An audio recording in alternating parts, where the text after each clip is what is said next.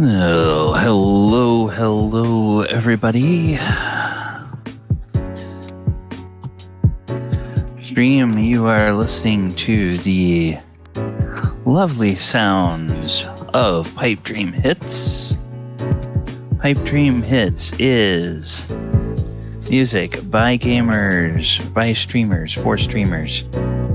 And you will not get any copyright hits if you use Pipe Dream Hits in your live streams or your YouTube videos, TikTok, Instagram Reels, anything that all of the cool kids are doing these days. Go and check them out. They are on all of the major streaming platforms. And every month it seems like they are adding more and more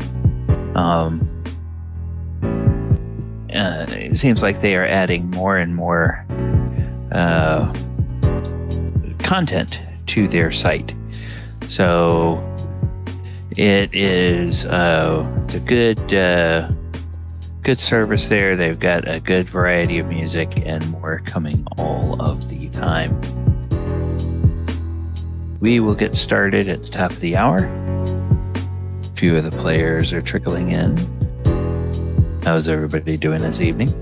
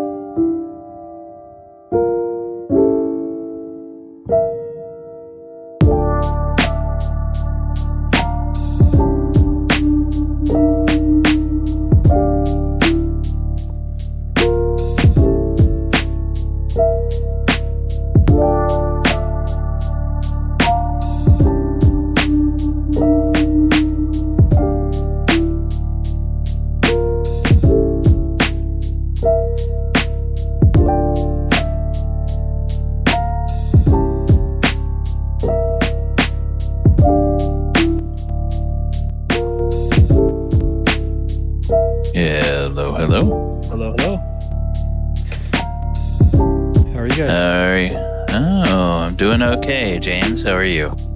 Doing good.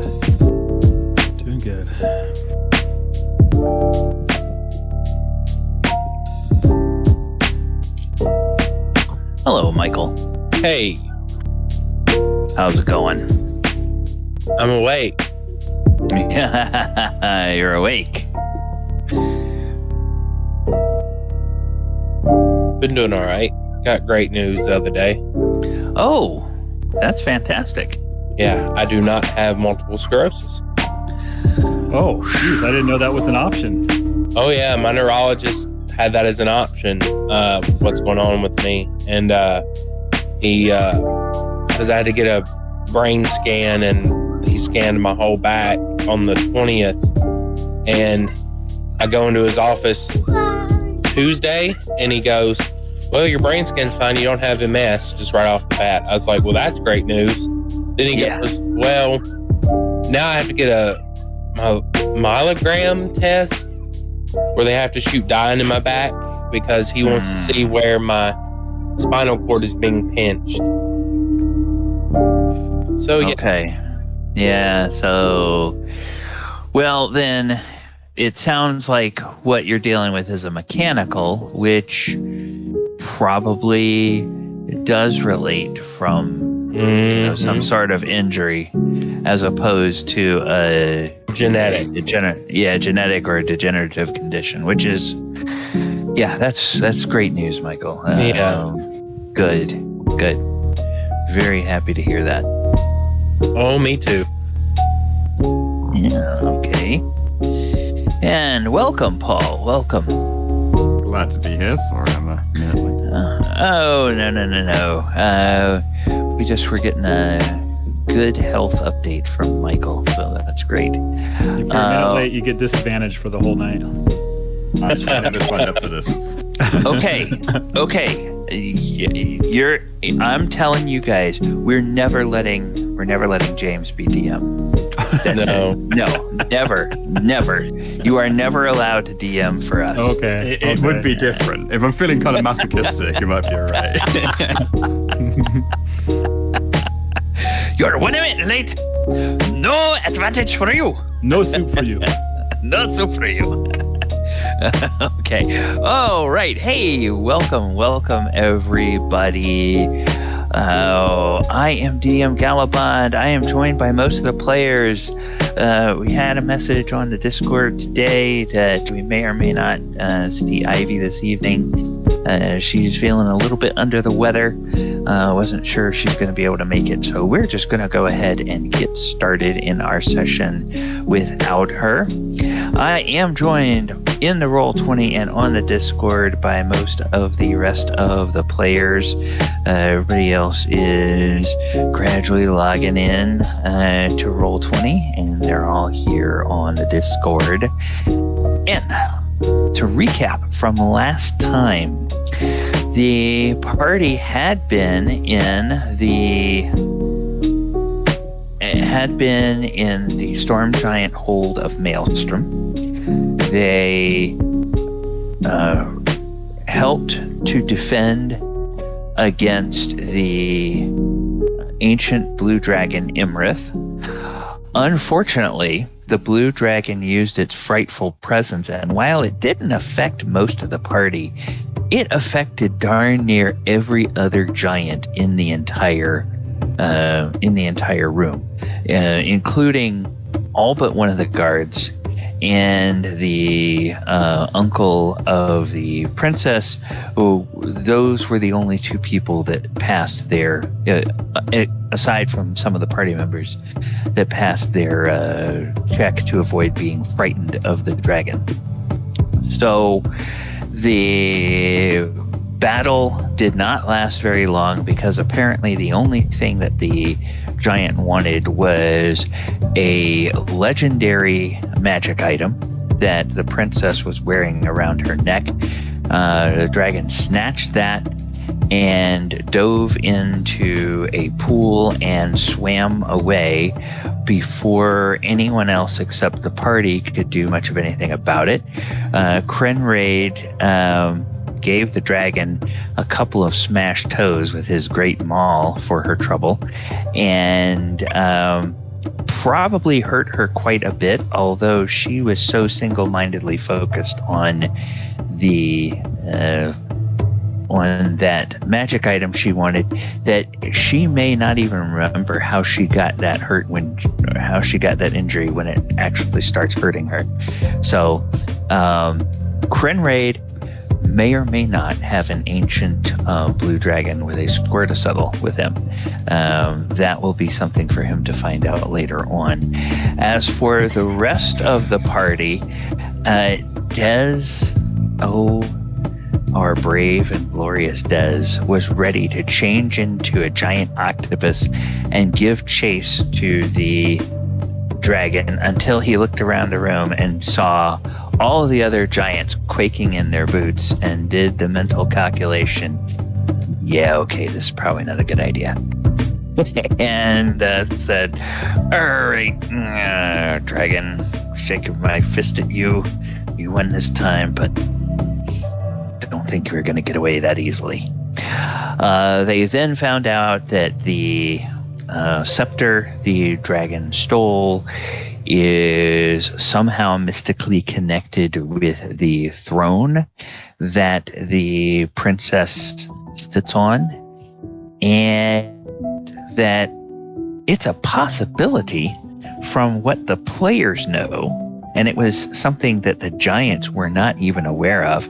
It's a possibility that this dragon may be trying to get this in support of the cult that is trying to raise Tiamat from Avernus. Just the thought of even an ancient dragon having access to that throne and that scepter is pretty scary. The thought of Tiamat having access to that is just downright, frightening to, or would be frightening to everyone in the Forgotten Realms. So, after all of that, they teleported with the aid of a helm of teleportation that was provided by the storm giants.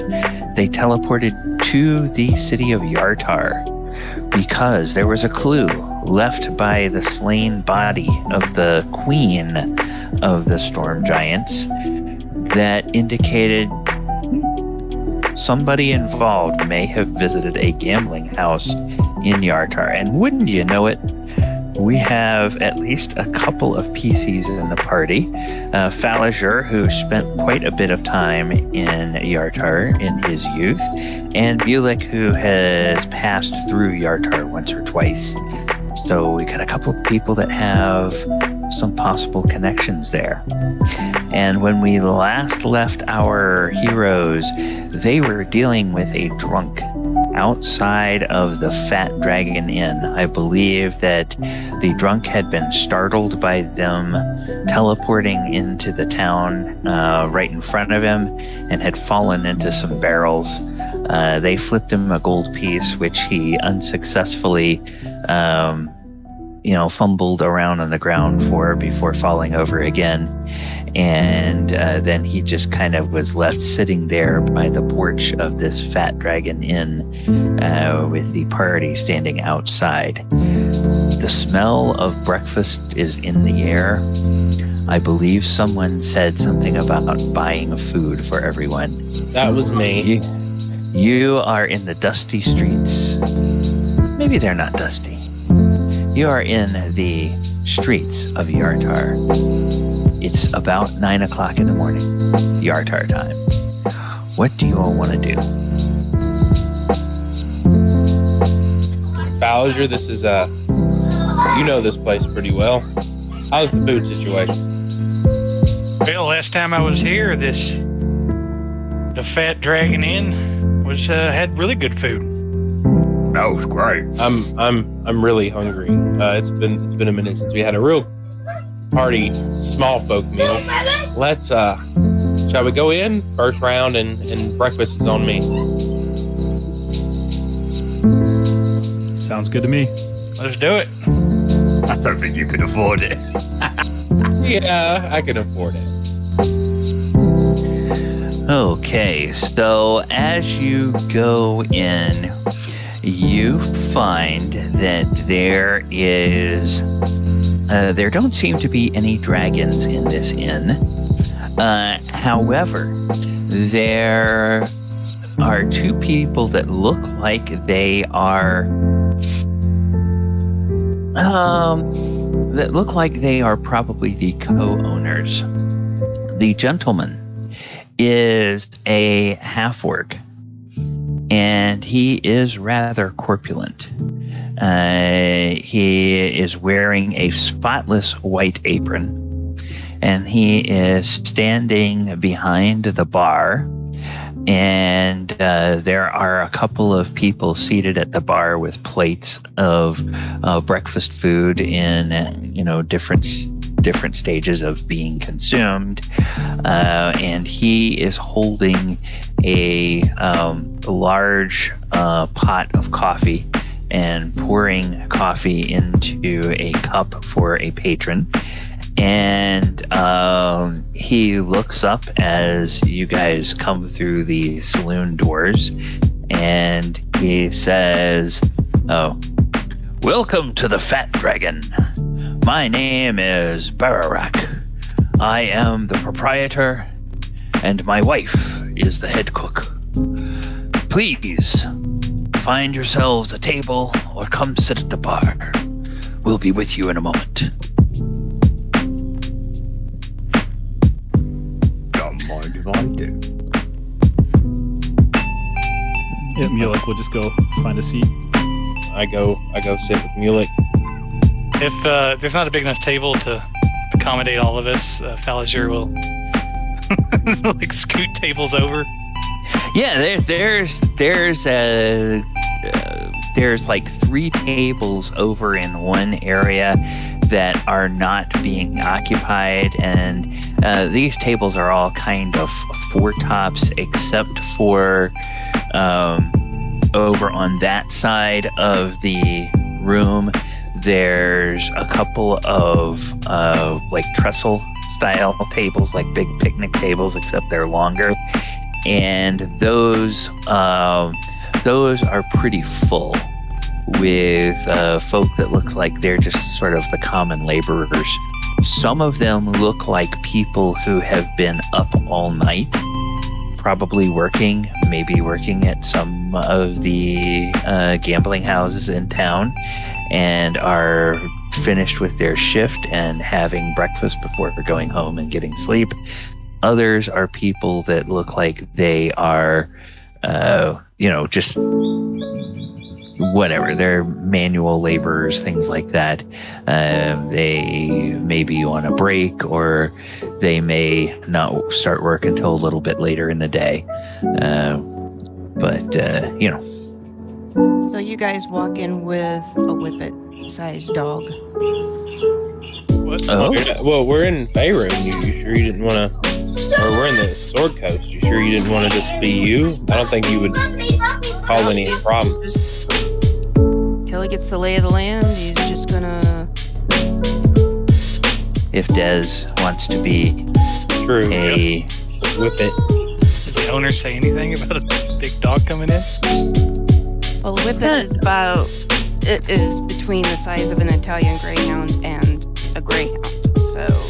Medium to large. Does this look like the type of place a shield guardian would feel comfortable coming into? What?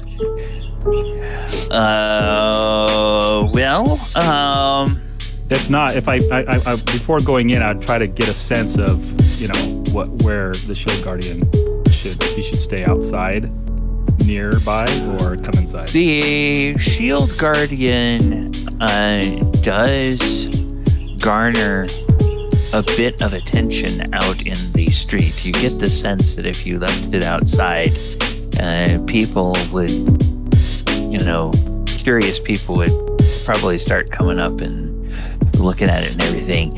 Having it inside would probably, at least you could keep an eye on whoever is keeping an eye on it. Okay. That way. And, as you all walk in the door, the bartender, I put it in Discord for a reason. So, yeah, Bararak, so that I could come back and reference it. Bararak looks at the dog and says, "Oh, that's a lovely dog. I'll see if we have a couple of bones and a bowl for water for it." And then and semi-wags his tail. And then when the shield guardian comes in, he says, "Oh, my stars." And he looks at you. It says, "Did one of you get extremely lucky at the gambling tables last night? Is this one of your winnings? Ha ha ha ha. He asks with a smile. I'll just kind of look back and just say something like that. And he says, "Oh, good man. Well, that's a story. That's a story for sure. If you're around later in the day, I'm sure that half elf will want to hear the story. He'll probably try to turn it into a song." And says, but he's still upstairs asleep. He won't wake up until noon, I'm sure. Lazy slob. But he brings in a lot of customers, and they like his songs, so I let him stay here. He makes me money. And I look over to Fallinger and say, "I'm sure he's not half as good as you." Just kind of quietly say it. That'll smirk. He said money, and that'll just smirk. Yeah, I mean, you look around at this place, and this is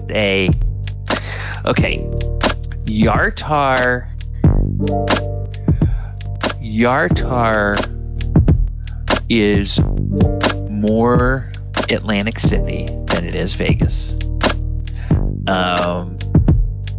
So it's a place that has casinos, but it's not like full-blown touristy. This is what people come here for, or at least if they did set up casinos in that way, it hasn't panned out quite yet for the city. So they haven't brought in enough money for it to be nice and glitzy. It's, you can definitely tell which buildings are the casinos because they're quite a bit bigger and a lot nicer than the other buildings in the city. This is a place that has a casino, but judging by the clientele, you wouldn't be surprised if a lot of the people that work at the casinos frequent this place. So it's kind of a place where a lot of the locals will go. And it's one of those kinds of things where you go into town and you want to find a restaurant that all the locals eat at because that's the place that's gonna be pretty good and also is not doesn't charge tourist prices. And so it seems like that's what you have found. Apparently, whatever else he did, Fallinger put his time to good use while he was here, figuring out what's what with the different places in town. And there is a loud voice that comes from the kitchen. It's a loud female voice, and it says something, but you guys can't quite hear exactly what is said. And then the swinging doors from the kitchen open, and a serving maid who looks like she's maybe in her teens. She appears to be human, but she presents with slightly, just very vaguely orcish features. So you think, oh, okay, maybe this is what happened when a half-orc and a human get married. And she comes out, and she is carrying a couple of plates of food, and the bartender looks over and says,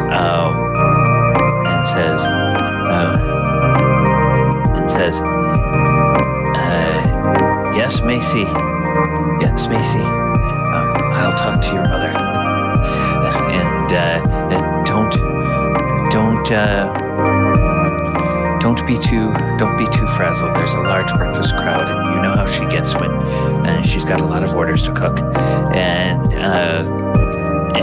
she looks over at him and she says, "Yes, Papa." And she runs off towards the big trestle tables with these big trays full of food. So her name is this. Serving made at the Fat Dragon is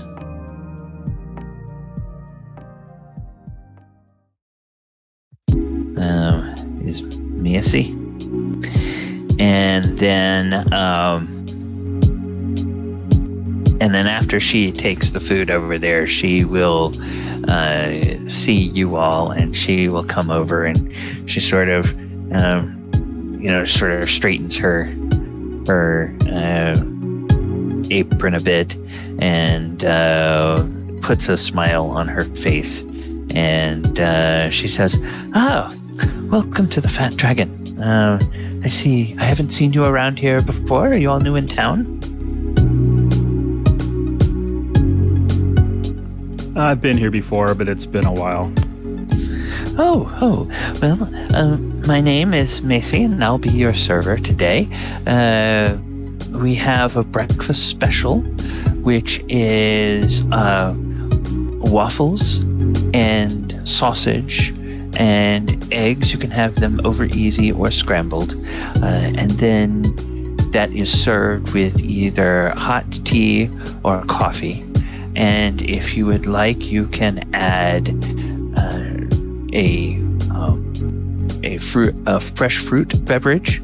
We have apple, which is in season right now, and you can also add smoked bacon if you wish to the order. And there is a wonderful maple syrup that we are serving with the waffles. So if you want something else, I can take a special order, but that is the breakfast special this morning. Special's good with me with the apple fruit cheese. That sounds great. Oh, I'd love some extra bacon. I'll take one of everything on your breakfast menu plus a special for everyone at the table. Yep. I want my eggs over easy. Eggs over easy. Yep. Now, same, and then easy. but then she comes back to Thaldor and she says, "Okay, you want one of everything on the menu." Breakfast menu. For everything on your breakfast. On the breakfast menu for the table, and yes. then you want the breakfast special. Yes, ma'am. Wonderful. Over hot on the eggs, please. I like my bacon crispy, please. The smoked bacon. Oh, the bacon. The bacon. Yes. We have two ways of making the bacon. The bacon is either just crispy or nearly burnt.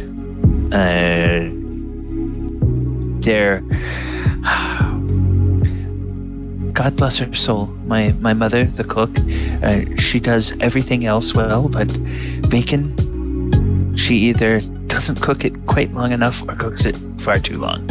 So, would you want it a little less burnt or more burnt? Just crispy, be all right. At least for me. Okay, less burnt. And then maybe bring a picture of your apple juice. Oh, a picture of the apple juice. Wonderful. And I'll take some hot tea. Hot tea, very well. I'll bring the hot tea and an assortment of an assortment of teas that you can decide which one you want in your infuser. And then she makes sure she has everybody else's order, and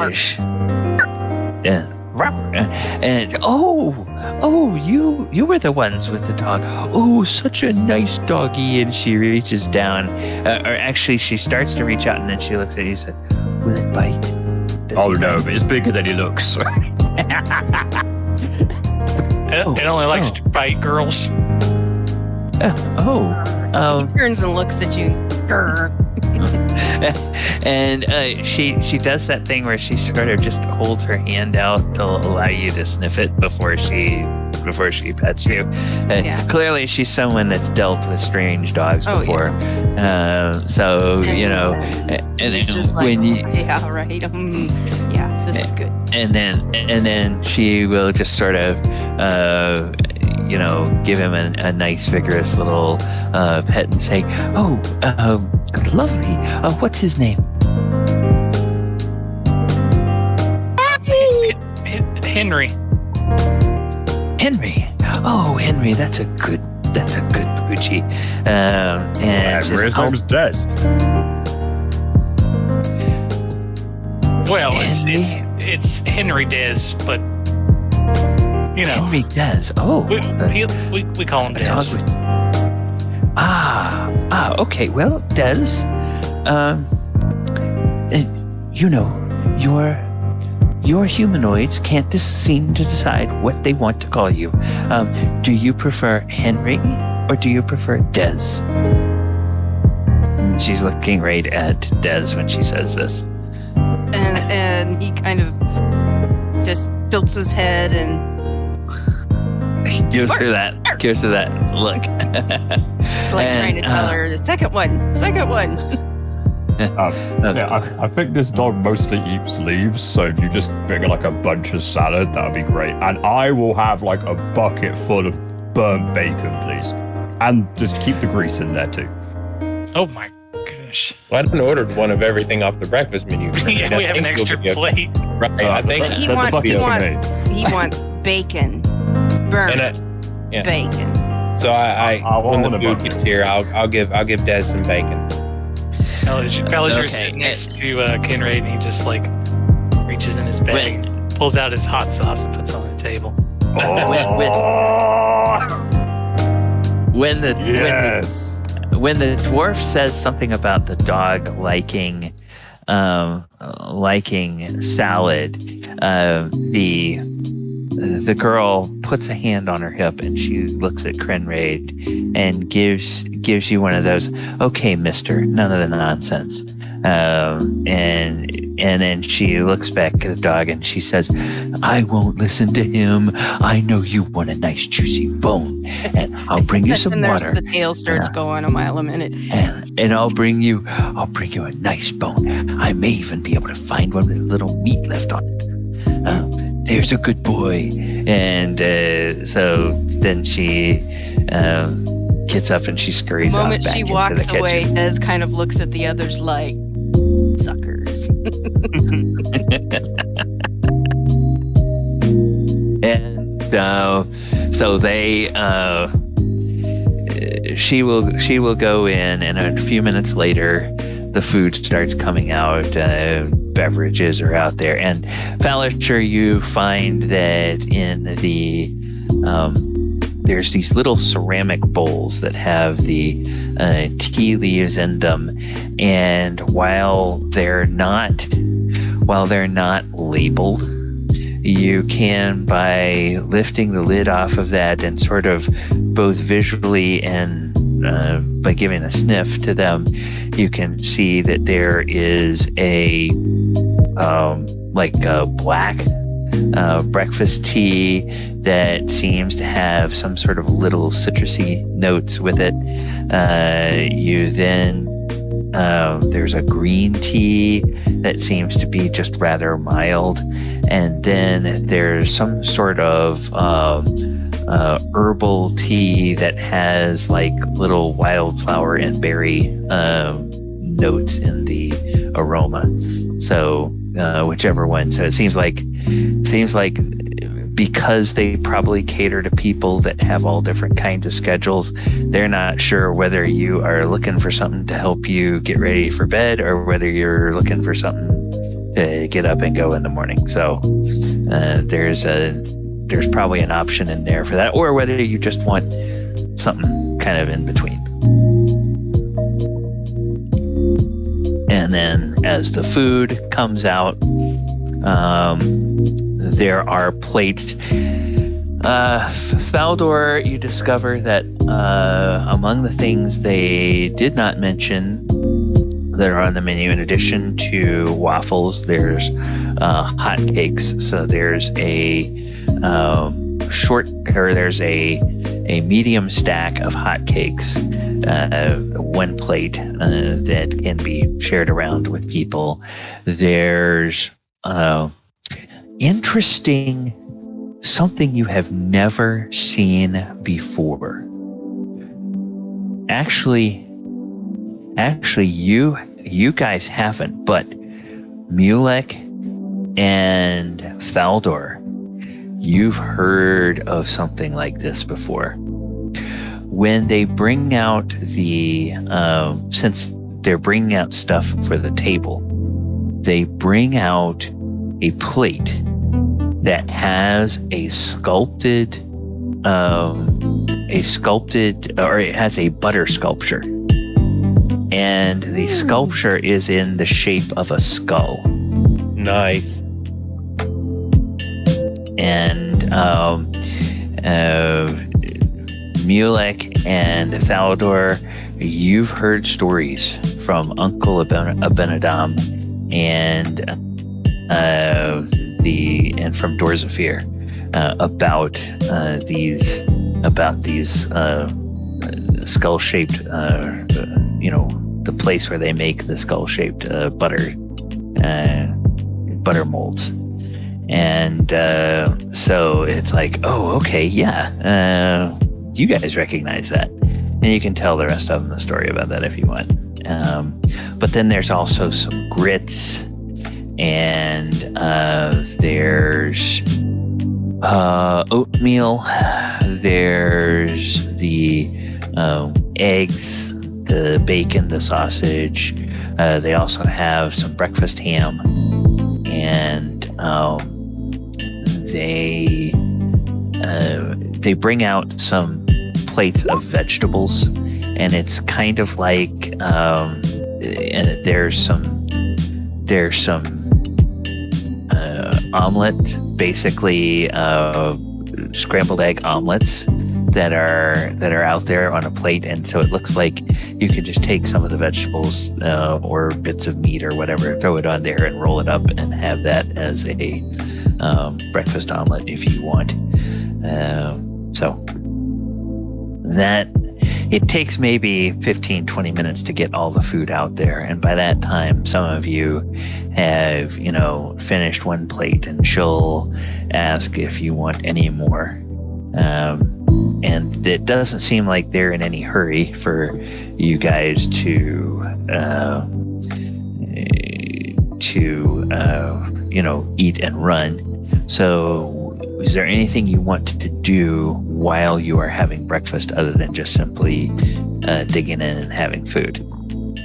Falager, are we planning on staying here for a while? Hell, I don't know. I mean, with our things that we're doing, I'm just spitballing here that if we're planning on staying here for at least, I'd say, a couple days, should I just go ahead and get us all rooms? Well, it couldn't hurt.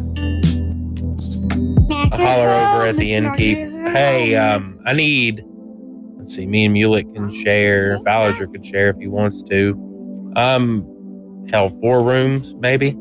I need 4 of your best rooms. Mark. When the barkeep sees that you're trying to get his attention, he will say, "Just a moment, sir," and then once he's taken care of everybody at the bar, he will come over. He says, "Yes, sir. How can I help you?" And you tell him that you want the 4 rooms. The best rooms. 4 of the best rooms. Oh, well, yes. Top floor. We do have several suites. Each suite can sleep up to 8 people. I'll take a suite then. Okay, good. There are 4 individual bedrooms, and in the common area, we can bring in cots if you need more. No. That should be separate more accommodations than that. Oh, you're Okay, wonderful. Wonderful. And he says, I will get those. I will get the keys for you. How many nights would you be planning to stay, sir? Let's just say 4 or 5. We'll say 5 nights. 5 nights. Okay. The suite will run 10 gold per night, and I would just ask that you pay for tonight in advance. How about I give him 60 gold. The extra 10 gold is for I want at least a good bottle of whiskey in the suite every night. Oh, well, I can. And he says, because of the river traffic, we do have access to very fine whiskey. I can find you whiskey that will fit in this range if you want a bottle a night. If you want fine whiskey, that will cost a little bit more. But no problem. If you're fine with this, I will find a bottle of whiskey that will fit the bill. And thank you very much. The payment in advance is very much appreciated. Not a problem. Also, what does this whole breakfast cost? What? 5 gold? Yeah. No, sir. We would be robbing you if we charged you 5 gold. For everyone in your party, 2 gold would be sufficient. I give him 3. That's a tip. Oh, sir, you are very kind. My dear wife, she will be very happy. I will give extra. Now I will give you an extra 5 gold if you can have 24-hour room service, especially for my dwarven friend here, because I know he likes to eat sometimes in the middle of the night. Oh, well, the kitchen is open all day, the kitchen is open around the clock. In terms of actual room service, I'm afraid we don't have a way of ringing the kitchen or signaling the kitchen from the suites. But if you don't mind coming down, there will be always at least one server and at least one cook on duty at all times. Well, that'll work then. Renraid, you hear that? If you want food, just come downstairs. I think we're going to regret this. I might get a bit poorly. It's okay. You can work it off later. That's true. We got. We have a thing to fight, right? Always. Yes. And he says, "Oh, wonderful." He says, "My Tiri will be so happy." And the way he says it, you get the sense that Tiri is probably the name of the wife. The dragon in. I've never stayed in anywhere this fancy before, except maybe the quarters of that kingly place in the castle. Yeah, I was gonna say, yeah. But I thought pay for that, which is ours. True, but I didn't mind paying for rooms. Come on, it's the least I can do. But at the same time, I'm just thinking, sweet, that'd be nice. Be a nice place to sleep. That's not the ground for a little while. I feel like we deserve it. Quite frankly, we've been to different places, right? I don't really understand it, but there were very exciting places full of new people and new enemies to fight. So I'm not going to lie to you. It's going to be kind of hard for me not to play dice while we're here. I mean, we could always play between us. That's fair too. But I don't think you want to play me, Crinraid. Why not? Crinraid. Think about that for a minute. I don't think you want to play dice with me. What? You scared? All right. How much gold are you willing to lose? There's the sound of something that sounds like almost an imitation of a chicken from the floor. Okay. When we go back to our room, and I'm telling you, how much gold are you willing to lose? Well, I'm just fun. I don't know how much I've got. I have to count it in my abacus. Hold on. Big abacus Okay. with rucksack and stuff. Want to let you Yeah. guys know that in the chat, Dratz has given Thaldor and Mulek and Falager all advantage. So you guys have chat room advantage. Oh, nice. From Thank Dratz. you. Thank you. And also, Dratz reminded me that when we got started, I didn't turn the music down. So I have done that now. Appreciate that, Dratz. And so now we are not trying to yell over the music in the background. All right.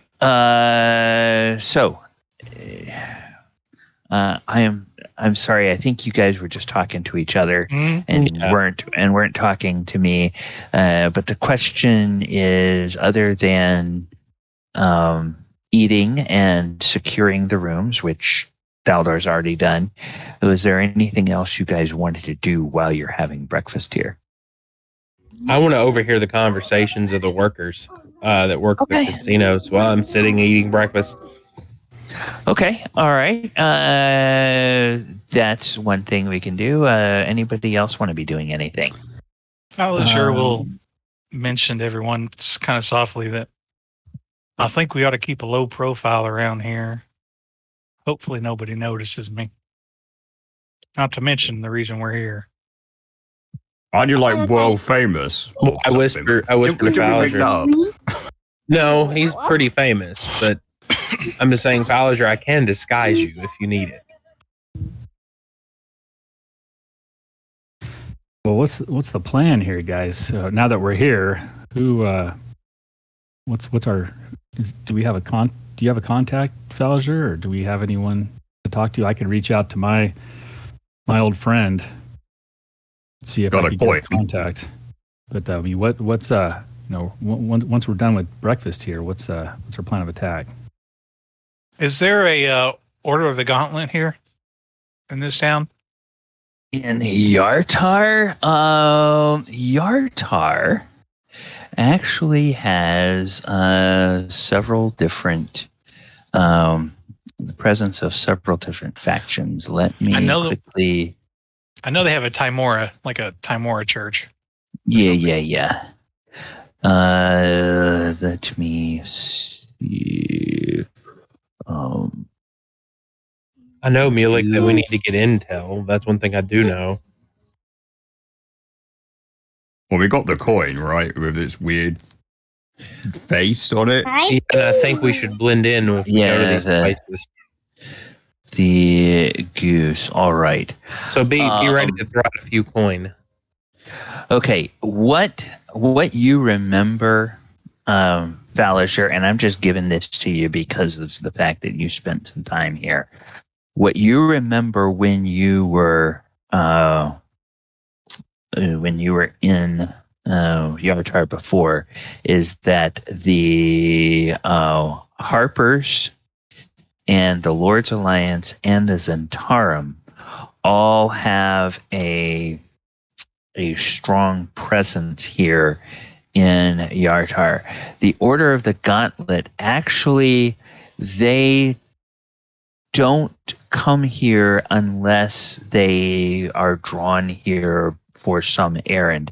The reason being that this is a town that makes a lot of its money from gambling and other associated vices, and Order of the Gauntlet, they tend to be, a bit of sticklers for not wanting to expose their operatives to such temptations because they think it leads them away from the straight and narrow that they're supposed to be following.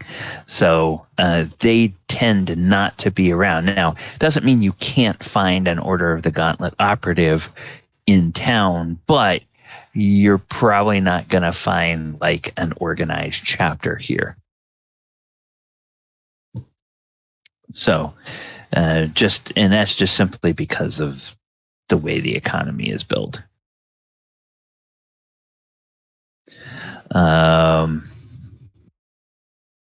But Lord's Alliance, that's maybe an angle that you could work.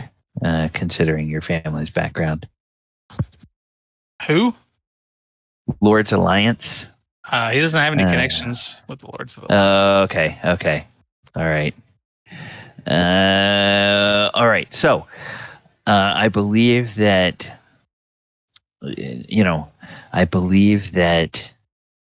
Mulek mentioned he has a connection with the Harpers, and obviously, Faldor, it's anywhere that there is a large number of coins being exchanged, especially in gambling dens, there's going to be a strong thieves guild. Oh yeah, because there's going to be some black market stuff that's going on, whether it's black market trade in rice or those funny mushrooms or other exotic things. There will be black market trades going on. Oh yeah, and I have a little bit of leverage. Yeah. Okay, so Forget you've also got somebody in dog form that can just basically go wandering around and listen in. True, that's true. Well, yeah, and as a player, Heather, you can, if that's one of the things you want to be doing, you can let me know. What you want to do, while your humanoids are gorging themselves.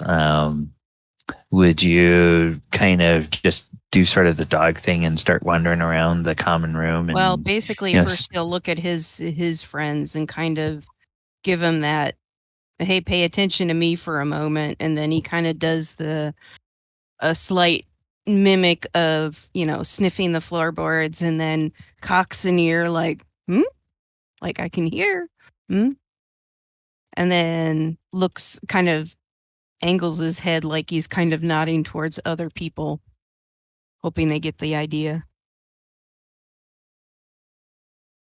Well, aren't you cute, Des? And I hand him a couple pieces of bacon. Looks like you got something, thinking about something, doing something. So do what you do, Des.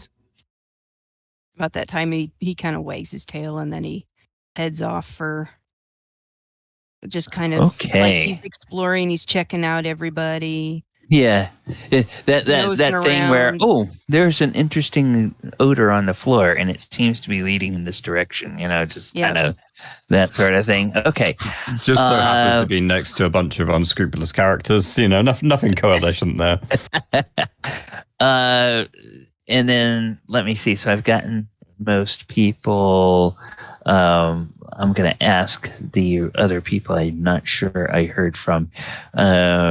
Paul, anything that Crenraid wants to do other than eat? Yeah, he'd probably be thinking to himself, if I wanted to find where I would spend a coin, I would probably go to the marketplace. So he's going to stupidly head towards the marketplace in an attempt to see anyone bartering with the coins that he knows the pattern on. Oh, okay. So would he just kind of get up from the table and wander off, or he'd take a bucket of burnt bacon and walk out? Okay, everybody, your dwarf is just getting up from the table and taking off with his bacon. This is the first really good meal we've had. And that Falliger is just going to keep eating. I'm taking it with me. Okay.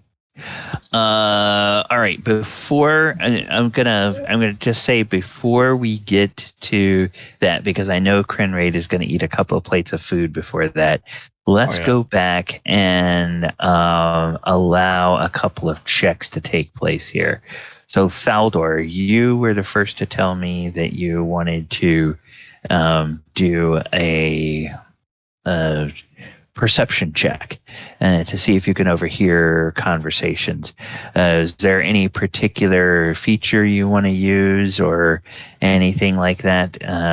Or you just want to use your perception?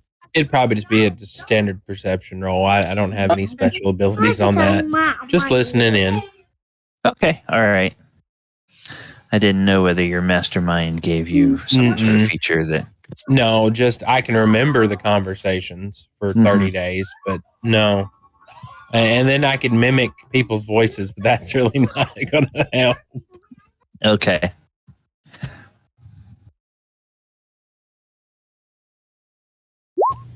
$19. A 19.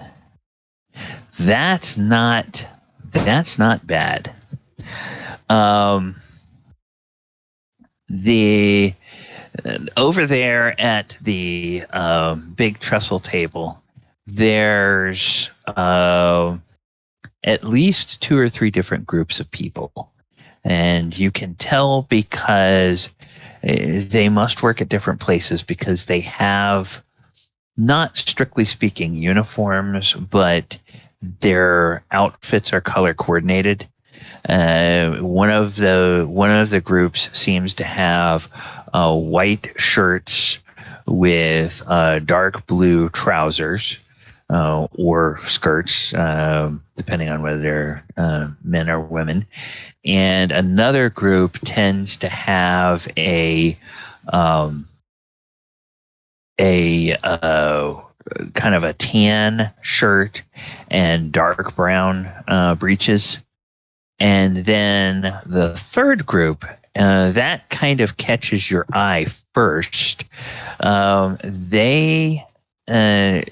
They're a little bit distinctive because while they have the white shirts, they have these little epaulets on the shoulders, and the little epaulets have these kind of little miniature sleeves that have bars of black and gold. So it's almost like they are striped, and the thread is kind of like you don't think it's real gold, but it's kind of a shiny thread like a gold that is made, and it kind of makes you think a little bit of like people that maybe work in a naval setting or something like that, and maybe people that work on a ship or something. And they have trousers that are the color of the deep blue sea. So they're not quite a real super dark blue, but they're darker than like a sky blue. And with maybe a little bit of an aquamarine, so just like a touch of aquamarine, and they are over there, and they seem to be very happy. That group seems to be very happy, and one of them says, "Oh man, I had such a high roller at the table last night. There was this card player." Gosh, I know I saw 2 or 3 times. I saw that Pao Ming was checking them out. I'm sure she thought they were cheating or something like that. But this guy, he was just winning hand after hand. He must have won 100 gold in the first hour. And there was this other guy that had been playing at a couple of other tables, and finally came over and had maybe 100 of the goose chips himself, and he sat down at the table, and they started playing, and then these two, they got into this just real pissing contest over this one hand, and finally the guy that had been there, he just went all in, and the other guy, can you believe it? He had a straight flush, beat him, cleaned him out. This one guy had spent hours just racking up nearly 250 gold in wins, and then he gets greedy on one hand and he loses it all. Man, that was so funny. But he had already given me, he had tipped me like 25 gold during the night. So, he was generous. On the one hand, I kind of felt bad for the guy, but on the other hand, it's like, dude, learn to stop while you're ahead. And the other people that are with him, they all laugh. And then one of the other ones says, I wonder if that was the guy that they fished back onto the back of the boat after we turned around and were headed back to town. That guy was just shivering the whole rest of the voyage, laying there. I don't even think he was dry by the time we got back to town. And they just seem to think this is something very funny. So that's what you hear. That's an interesting conversation. Because somebody had some luck and some bad luck at the gambling house, and they did mention the goose coins, so that came from the one we're looking at.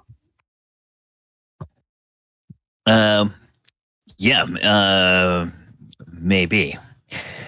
And then, or at least it's a good possibility.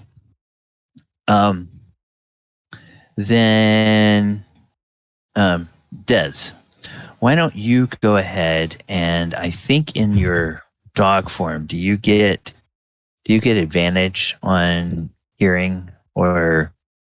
Let me see here. I apologize. I thought I had this up and I didn't.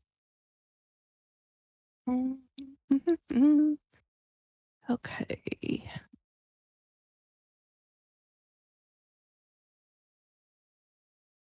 All right, dog.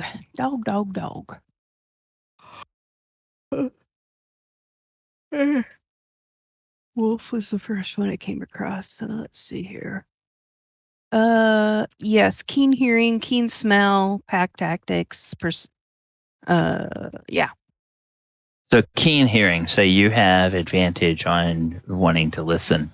Okay, so go ahead and roll a perception check with advantage to see if you can hear anything.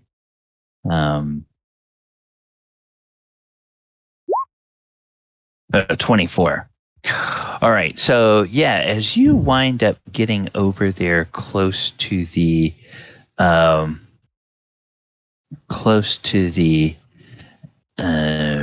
table, the trestle table where all of the people are hanging out,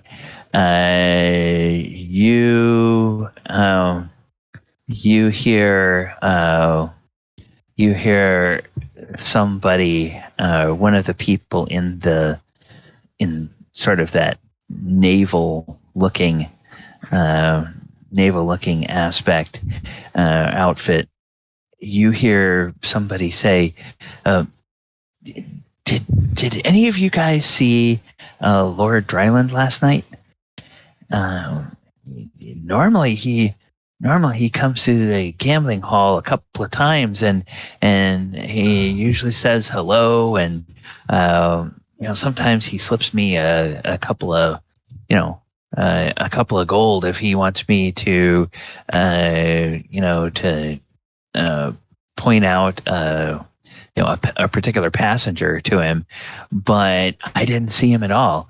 And one of the other ones says, no, I didn't see him last night, although I saw him on deck during the day yesterday, and he was standing at the railing and he was kind of bent over and holding his head. I asked him if he was okay, and he said he just had a bad headache.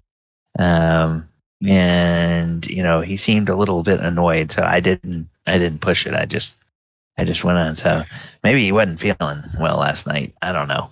What was the name again, Lord? Lord Dryland. Okay. And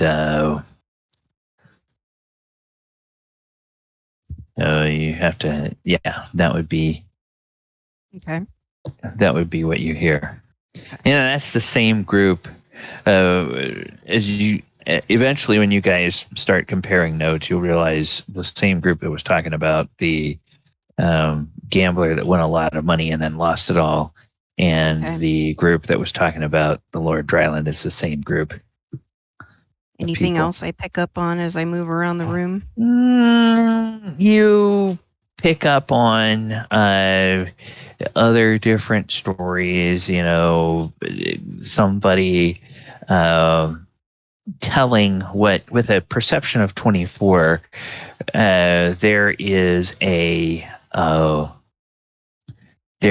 somebody who's a casino worker who is telling a story that is clearly an embellished or exaggerated story about a liaison that he had with a high-rolling female gambler, a couple of nights ago, and his friends all seem to, they kind of are doing like, yeah, okay, all right. Tell us about it, and they don't seem to be buying it any more than Des is. Gotcha. But yeah. Okay. But that's about the only other detail. The rest of it is just sort of mundane. People talking about their sore feet, or people talking about the tips that they got, but they don't really mention any details about who gave them tips or anything like that. It's like one person said they earned, they apparently had a really good night. They earned 20 gold in tips. And it sounds like they probably are some sort of a dealer at one of the casinos. Gotcha. So, yeah. Okay. Sounds good. So he walks back over to his table and plops down and then just has this bit of a doggy grin like, I got info. Okay, and then Krenraid gets up with a bucket of bacon, and he starts to, looks like he's headed for the door. Des follows along, wagging his tail, looking up at him, hopefully like a normal dog would. Okay. Nobody else is gonna say anything or do anything. Just let him go. I'm gonna let him go. He's all right. Okay. I don't know if from the way from the way Paul said it, I don't know if I heard or missed whether he mentioned anything to the others or whether he just gets up and starts to head off towards the market. Nope, he kind of feels like this is a bit like Gracklestug, where we kind of split up and accomplished our objectives in different ways. Okay, all right. So if it looks like Falager and Thalder are going to stay, well,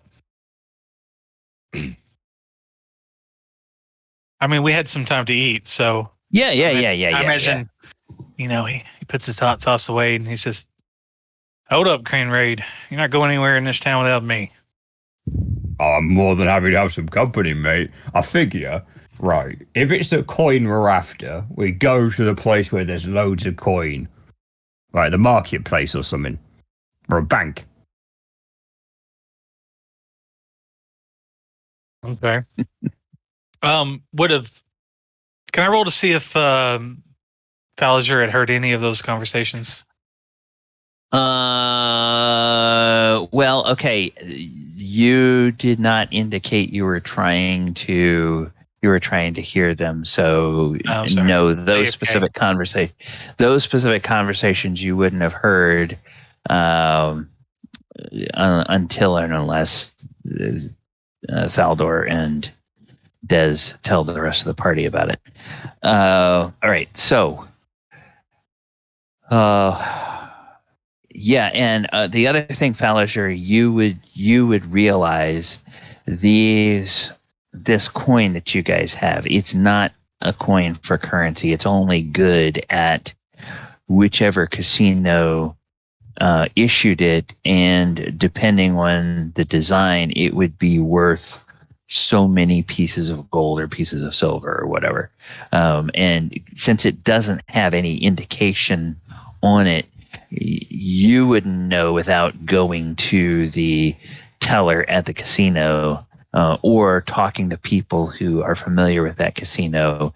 You wouldn't know exactly how much that coin is worth, but you know it's sort of a chip. So Krenraid seems to think, oh, you'll find these coins at the market. And Falliger would probably know, okay, no, yeah, you wouldn't find these at the market. You'd have to figure out which casino issued it to find out. And that's just something Falliger would know. He can go to the market with Krenraid if he wants to, but that would be something that would register in Falliger's mind because of his past history here in town.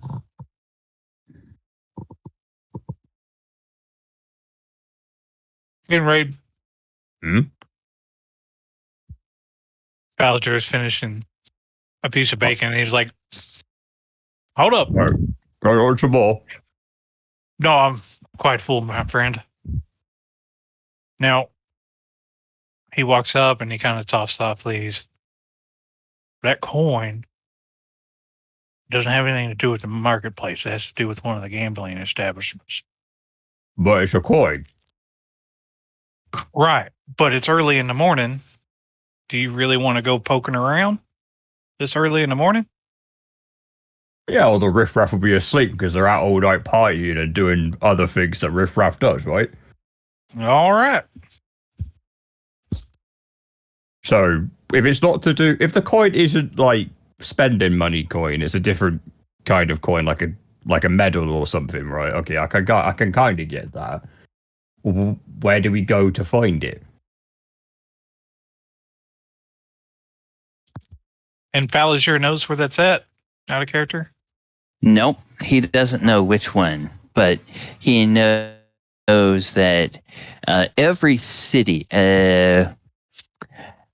Falliger has traveled about a bit, so he's probably aware of the different regional things. Like here in Yartar, for whatever reason, whether it's some kind of local ordinance or whether it's just tradition or whatever, but all the casinos in Yartar issue wooden gambling chips. If you go to the casinos in a place like Baldur's Gate, they issue gambling chips that are made out of tin and are brightly painted. And they have different designs based on which. And the thing that is common about them is they have different designs based on A, which casino issues them as gambling chips, and B, what denomination they represent. So this one has the golden goose on one side, and then on the other side, it just has kind of an abstract carving that is kind of filled in with some of the lines are in black and some of the lines are in gold. But, just like painted black and painted gold. So you figure that somebody, if you find out which gambling establishment this goes to, they would be able, either by looking at the goose or flipping it over and looking at that design, they would know how much the teller at the casino would give you, how many gold pieces or silver pieces this chip would be worth. And then likewise, if you were in Baldur's Gate, it would be the same thing, except those are made of tin.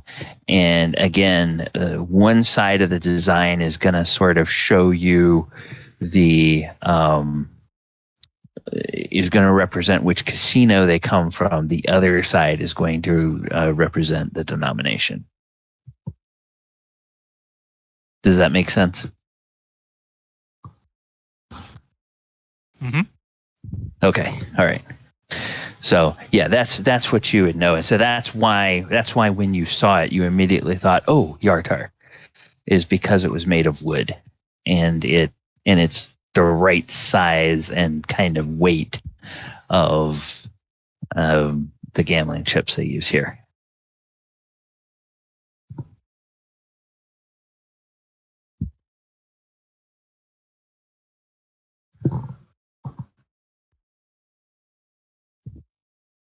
All right. So, anybody else? What are you wanting to do? If everyone's getting up to leave, Mulek's going to get up and walk over to the Iron Giant and communicate that we're leaving. And I'm going to very discreetly cast a sending spell behind the giant. I'm going to make it look like I'm doing something with the shield guardian. I'm going to discreetly cast sending. Okay. And who are you attempting to send to? I'm going to send a message to Ruskin, my old buddy in Neverwinter. He was of the Harpers. Okay. All right. So,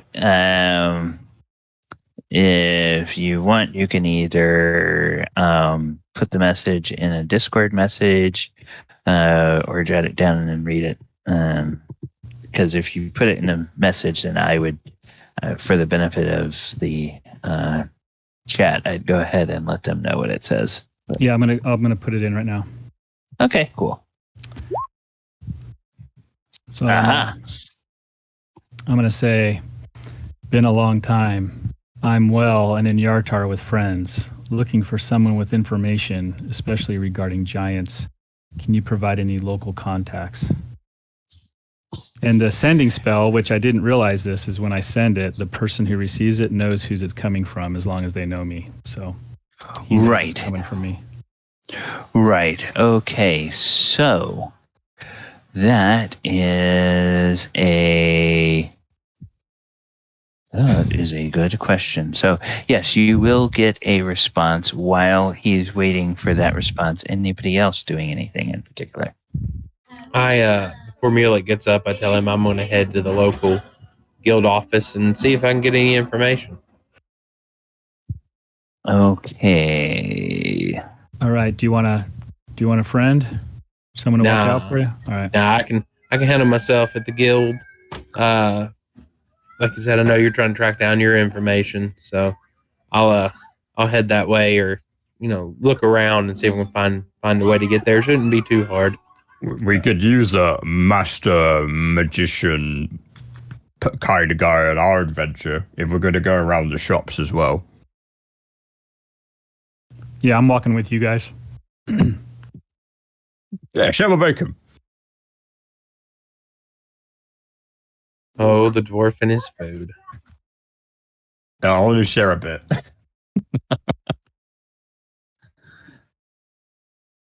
Okay. All right. So, Do you need me to remind you who Ruskin is? No. Okay. I just was trying to find a couple of names here that I could put in a message back to you. Where did you go? There you are. Okay. So,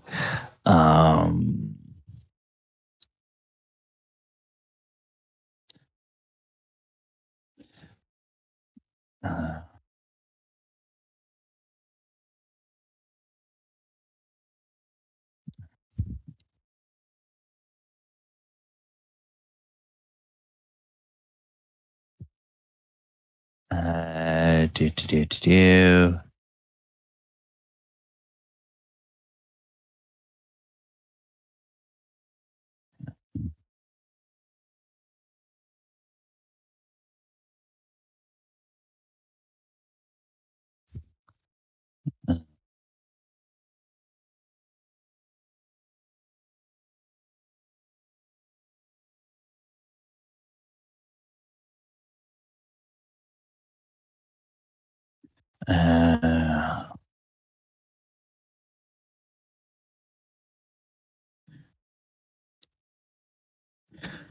One, two, three, four, five, 6, 7, 8, 9, 10, 11, 12, 13, 16,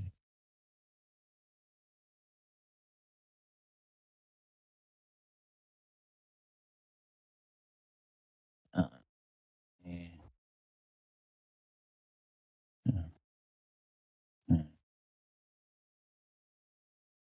Okay.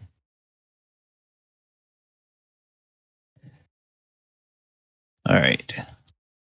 There we go. And you get that message, and I will read it for benefit of chat. Ruskin replies, "The only contact I have in Yartar with giant knowledge is Winveer.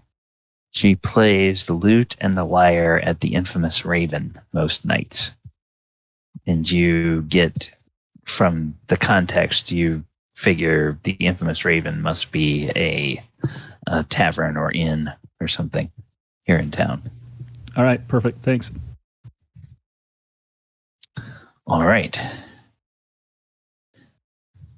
So that is that. And did I miss something? I did miss that Thaldor was going to head off to the Thieves Guild. All right. Hey, Wolfie Stein. Thanks for joining us. All right, so let's go back here, and I'm going to find a list of some names. Okay, there is a... Yes, there is. Yes, there is. All right.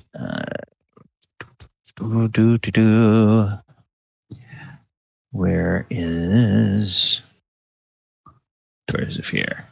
All right. As you walk around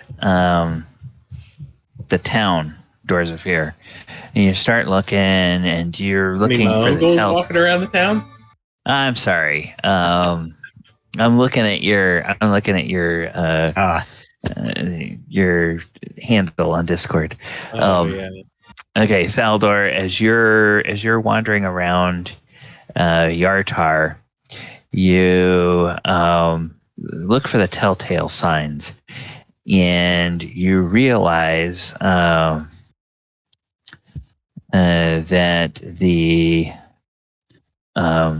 the place that you will find the kind of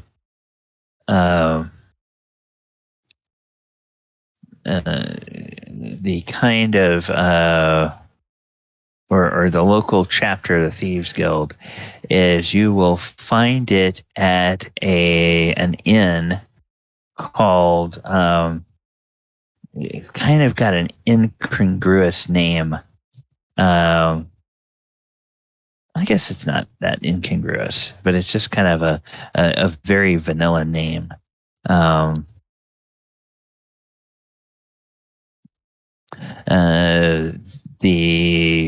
It looks like all the signs are pointing to a place that's called the Good Deer Tavern. And it's one of these places that it seems like it's a little fancier than the Fat Dragon, but it's not one of these places that has a casino on the premises. It's clearly like a place that's for locals, but it's kind of a little more upscale. And you can just tell by the fact that everything is a little bit nicer, from the paint on the outside to the way the window shutters are hung, to when you walk in, the fixtures that are holding the chandeliers and the lamps on the walls are a little bit nicer and whatnot. So it reminds me a little bit of home. Yeah, reminds you a bit of home. And as you walk in, you see that the place is not very crowded this morning. There's several tables, and there's only like 2 or 3 tables that have people at them, and those people are sitting right next to each other, and there's ample distance between all the tables. So clearly people are involved in very quiet conversations that they don't want being overheard by anyone at other tables. And as you walk in, you see a male half-elf at the bar. And the male half-elf has a name. And the name of that half-elf is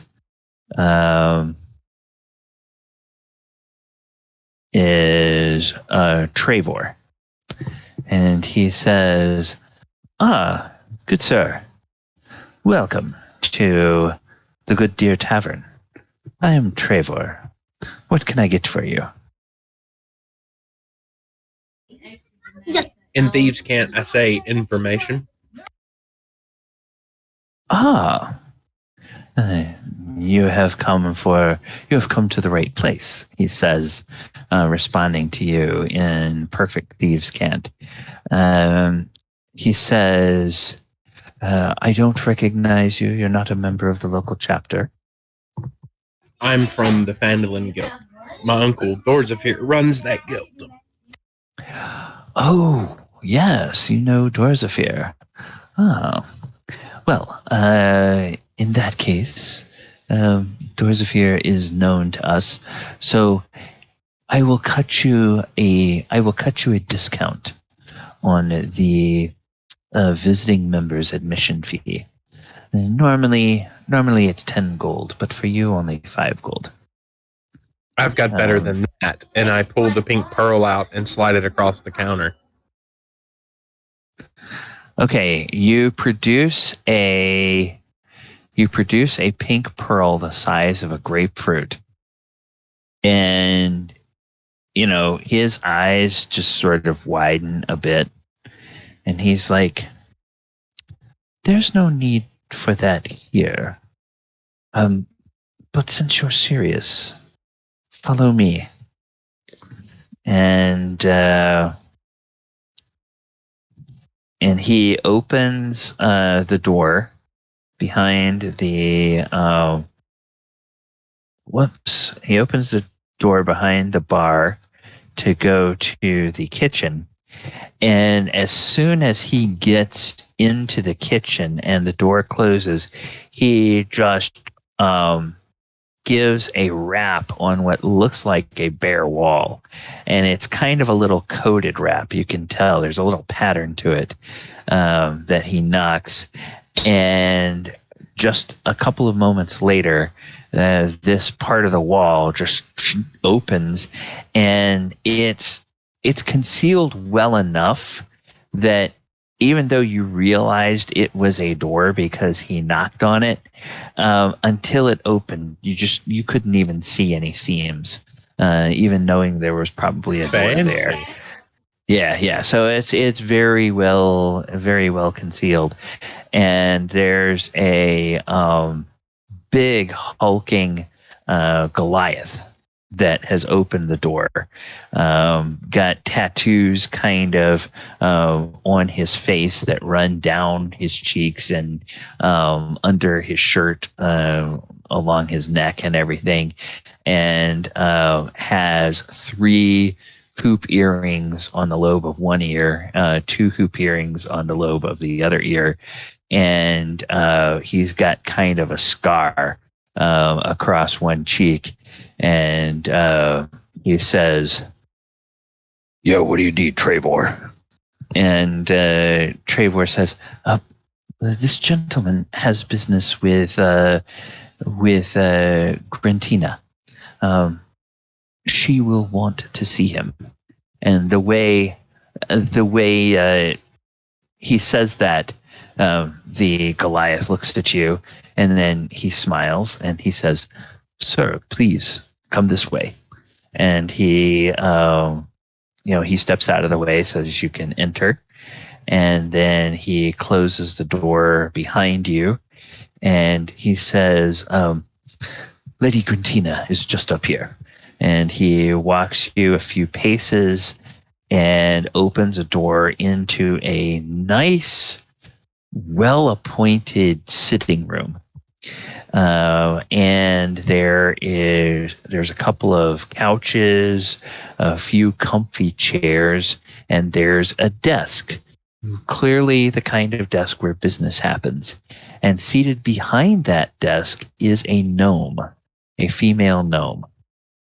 And the Goliath says, Trevor says that you will want to see this gentleman, Lady Grantina. And she says, oh, okay, well, very good.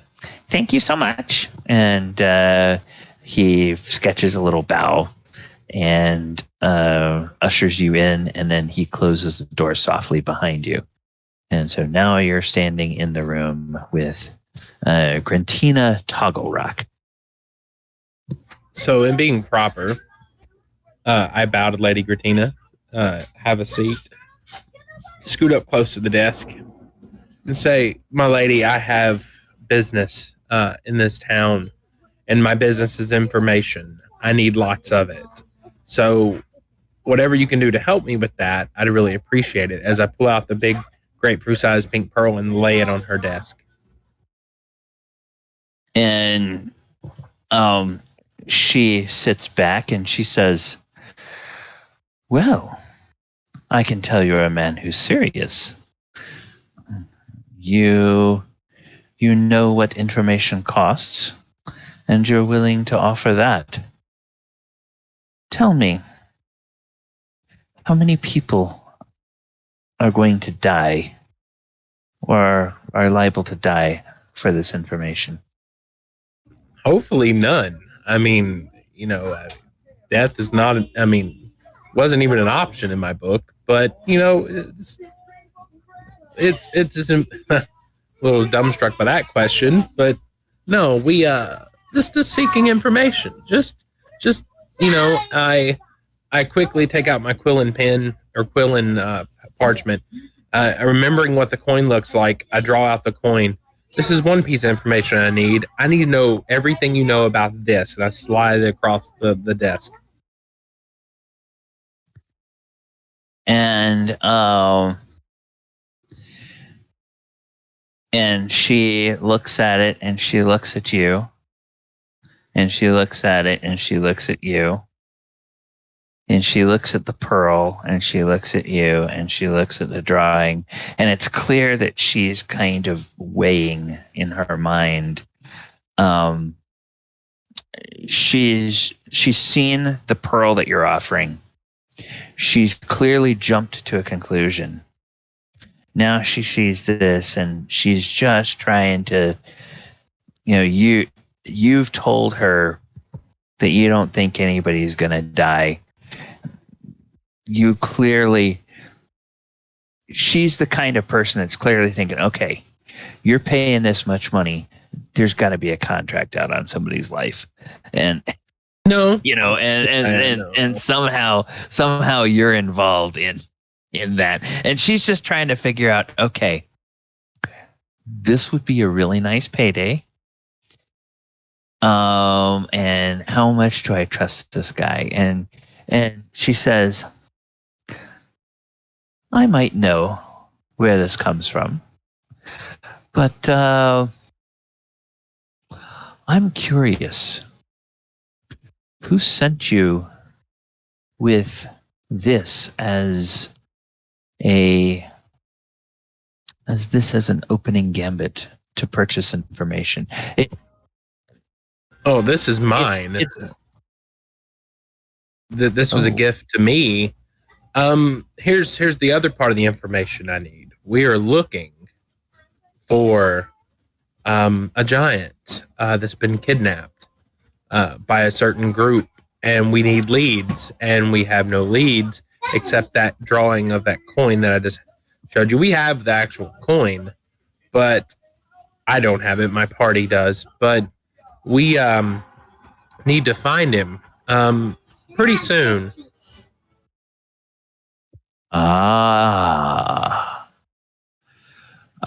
So you're looking for someone who's been a giant that has been kidnapped, no less. Yeah. There's been an awful lot of trouble with giants lately. You're telling me. Yes, you've heard about the troubles up in the 10 Towns and over in Nightstone and other places, I take it. No, that was new information, but now I have that. No. Trouble with the cloud giants, trouble with, the storm giants. It's rough, and negotiations are falling apart on certain things. That's why we need to find this storm giant as soon as we can to get him home to alleviate even more growing tension with the cult of the dragon and maybe the bringing back of Tiamat. Oh. So you think that the trouble with the giants may be involved with the efforts of the cult of the dragon. Now that I have heard of.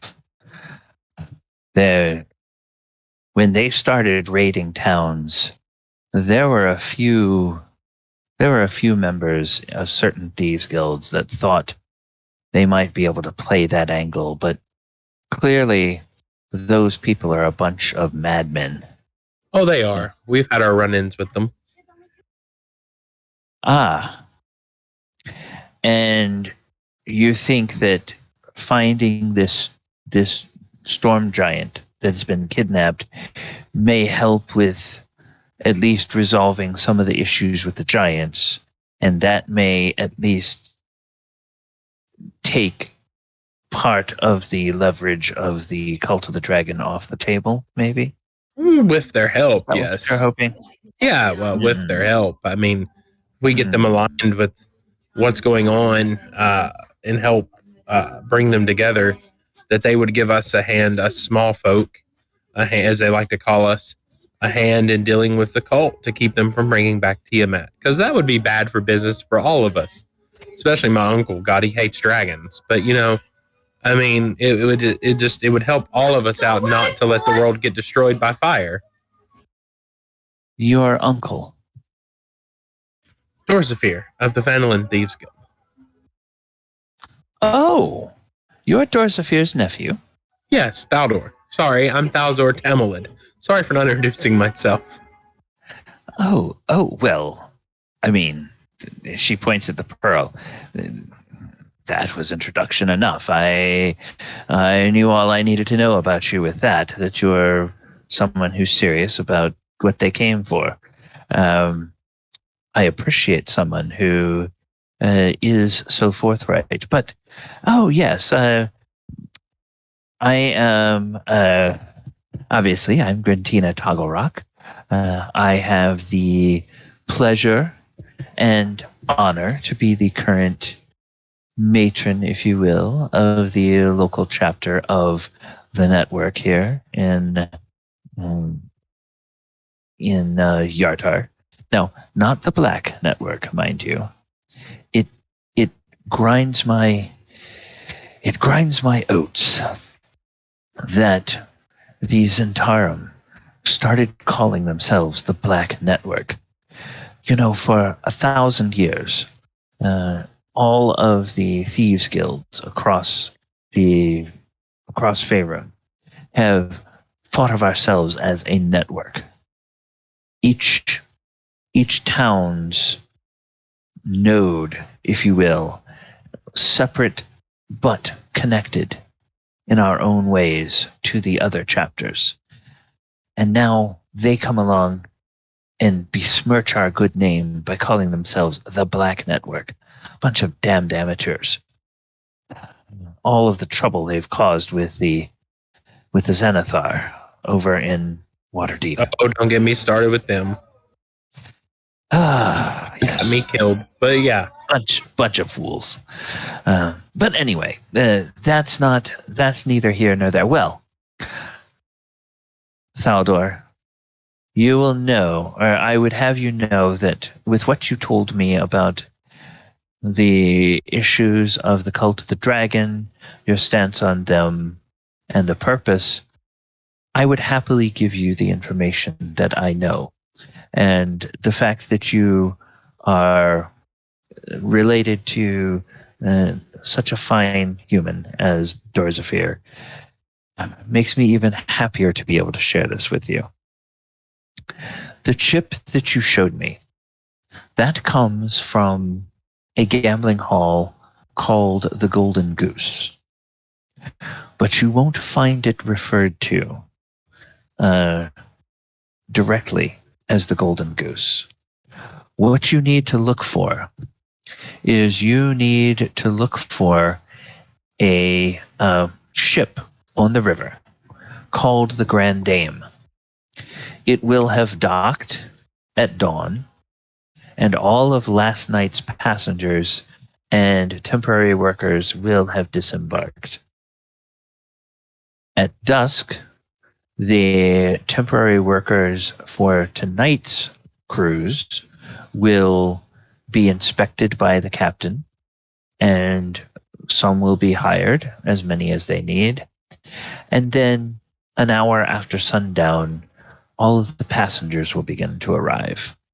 And an hour later, the boat will pull out from the docks and will cruise up the river for several hours.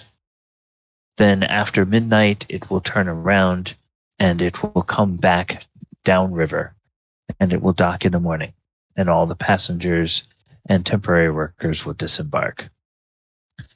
That is where your coin comes from. Okay. So, once again, the name of the boat that you are looking for is called the Grand Dame. The Grand Dame. Got you. Yep. And I'm going to go ahead and I'm going to put that in our put that in here. Grand Dame, name of the river boat, and go. What is it? Golden Goose is the name of the casino on the boat. Okay, so that's in the names and places channel. Awesome for you guys. All right, so that, and then she says, the person who operates the Grand Dame is someone that, well, if I'm honest, I don't like him very much. I don't like him because there's something off about him. I haven't been able to put my finger on it, but I've had members of my network watching him at least 2 nights a week. Some of our members are on board as temporary workers.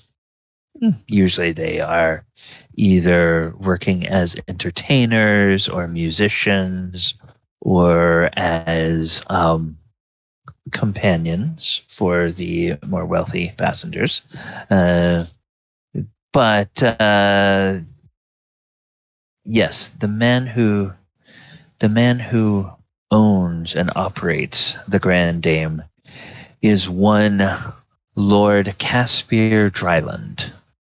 I've heard that name. No, I didn't hear that name. That was Des that heard that name. Mhm. That's right. Yes. Okay, so now I know the Lord's name. Yes, is the owner of the Grand Dame. Dame. Yep. She'll tell you that, and she'll say he is a fop.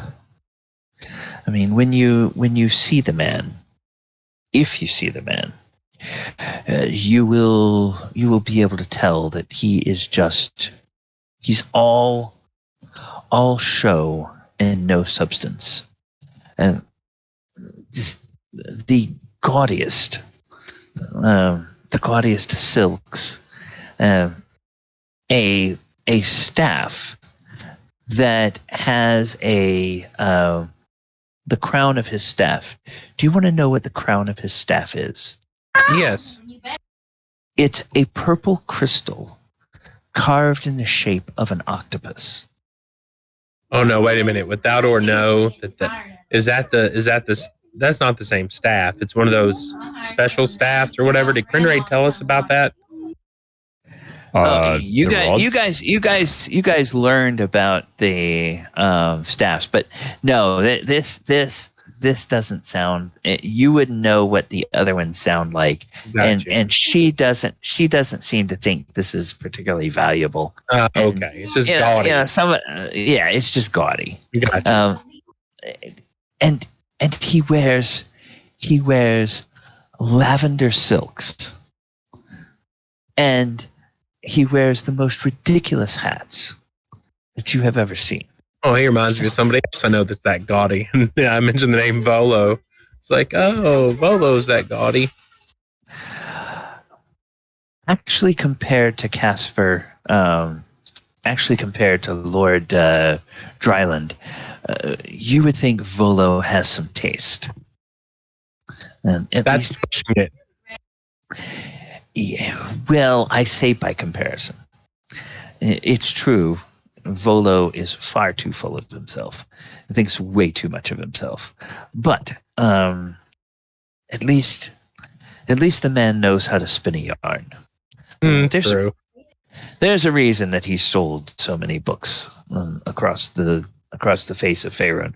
Whatever you may think about him, he does have a talent as a wordsmith. That's fair. I give you that. So I'm looking for this gaudy lord. And if that, you said there are informers on the inside. Is there any way that I would be able to, pull them aside or spot them out if I were to go? I tell you what, you let me know by noon on the day that you and your friends plan to be on the Grand Dame. I will be sure, because of your generous offer to pay for information, I will be sure to have several of my people on as temporary workers that night, and you will not have to find them. They will find you. I like how you think. This has been a great business deal. Also, I have to ask you a favor. I need a message sent today to my uncle in Phandalin that I need. There was a book I was trying to get to my friend from my uncle Abinadam, which Doors of Fear knows. My uncle does. It was a book for a companion of mine. I need that delivered to our suite at the Fat Dragon Inn. We're going to be here for a while, so the book should be able to get here pretty quick. But it's for my traveling partner Mulek, and I need that delivered. Okay, well, if you can just jot down for me the name of the book, I can have one of our folk who are gifted with the magical arts get a message to your uncle probably before you get back to your inn. I appreciate that. So yeah, Dowdor just jots all of it down and jots it down. And I think it was whatever. I think it was at your discretion what book was going to be given to Mulek. But it was just I'd had that planned like 40 episodes ago. So I need to finally get that done since we're back in Faerun and we're back on the Sword Coast. So I was like, I need to get that book. It's like lost in the mail. Yeah. When you guys finally stop running around, there's going to be like 2 years worth of mail piled up for you, waiting wherever you alight for a few days. All right. So we will get that, and then if you can, Michael, just PM me and remind me the topic that or the one of the topics that book was on, because I would have to go back through all the notes right now. No, that's fine. I'll make sure to do that. It. Yeah, this week I'll do that. Okay. All right. So, ask her, what have moving a giant would be a hard feat. Where do you think they would be able? I mean, have you heard any movement of anything, or where they would keep a giant of that size? We're talking a storm giant.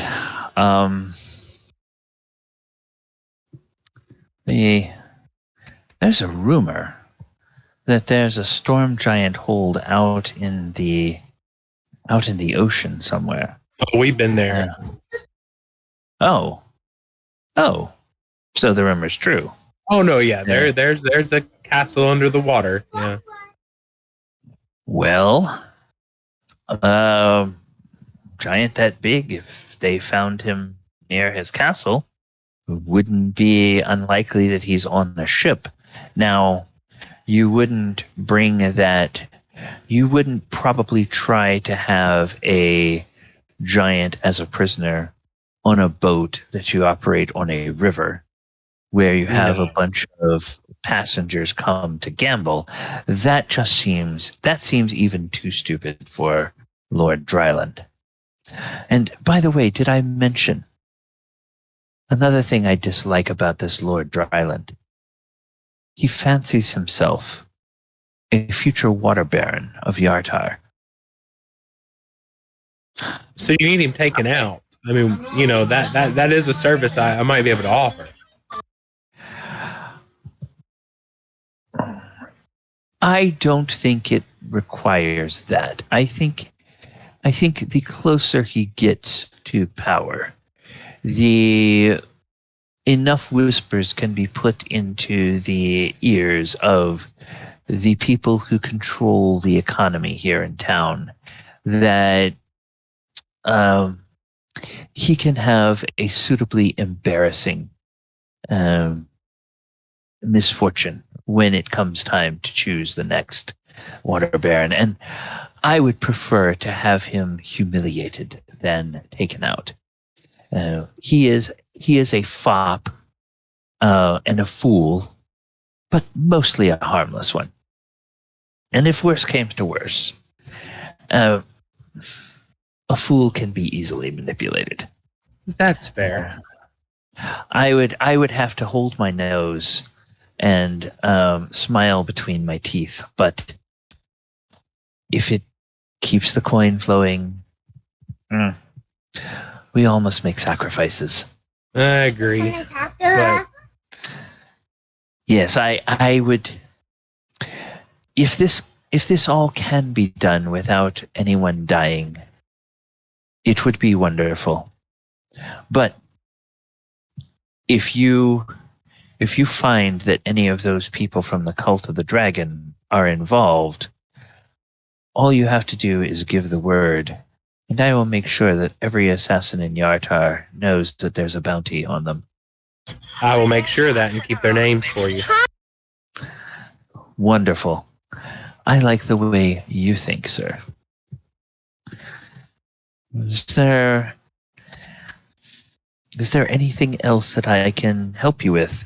I just need to top off of my special supplies, and that'd probably be it.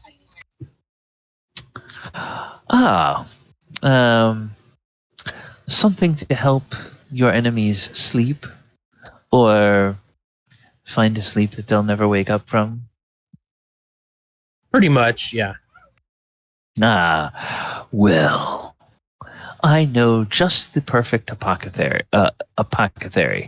And in fact, you can reach his shop from this office. And she says, but I'd better accompany you so that he knows you come with my recommendation. And she stands up and she goes over, and you notice that the door that the Goliath let you in, you notice there are two lock plates on the door. One is kind of at the normal height that a human would use. The other is down lower, kind of just at shoulder height for a gnome. And so she goes and she locks that lower lock, and as she manipulates that lock, you can see the upper one also locks as well. So apparently those mechanisms are somehow connected inside the door.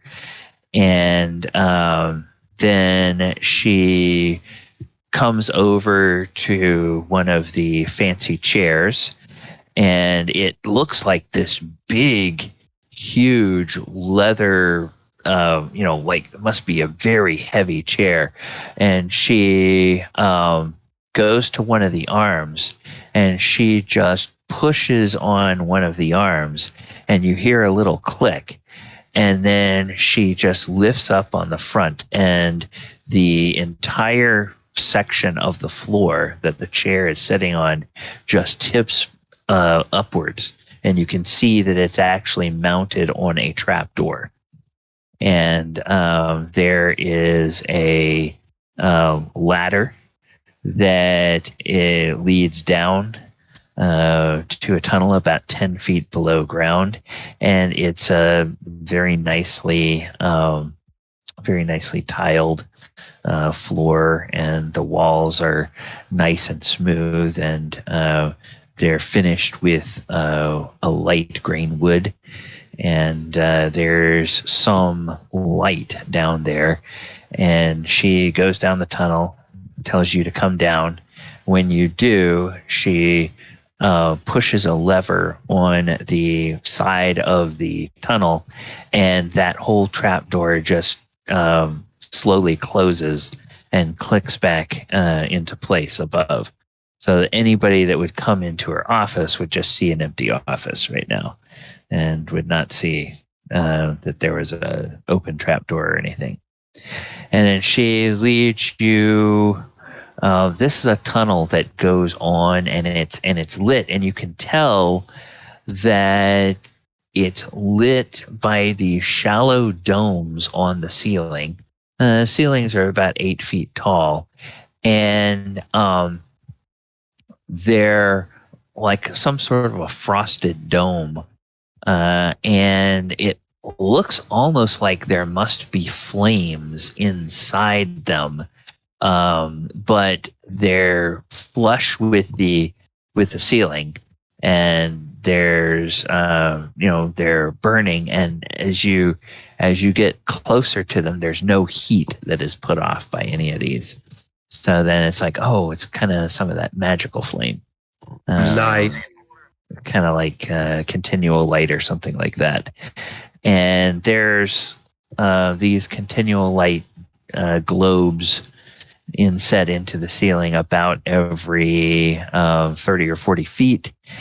And she goes maybe 50 feet, and then you can see the tunnel continues on past that, and occasionally there are ladders on the side of the tunnel. And she goes to this ladder, and she grabs a hold of it, and she starts to climb up. And then she climbs up, and when she gets to the top, there's a trap door there, and she gives a series of 3 knocks, waits for a beat or two, and then a series of 4 rapid knocks, and then waits another beat or two, and then 2 more knocks.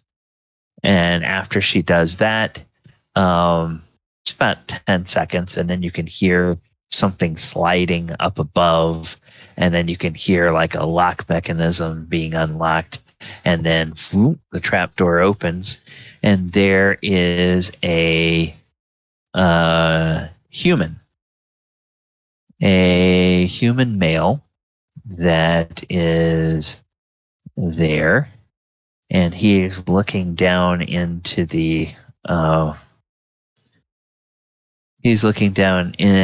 that, and he smiles, and he says, "Oh, crap.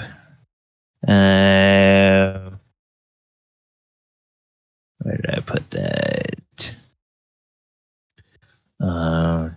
No, I put it over here. I outsmarted myself. Yeah, Grantina. Grantina. Yeah, he says, "Oh, Grantina, so good to see you." And she looks up and she says, "Ah, Raleen, wonderful to see you. I have a new friend that I would like you to meet." And says, "This is Thaldor. He's related to Dorsafir from the Phandalin Guild.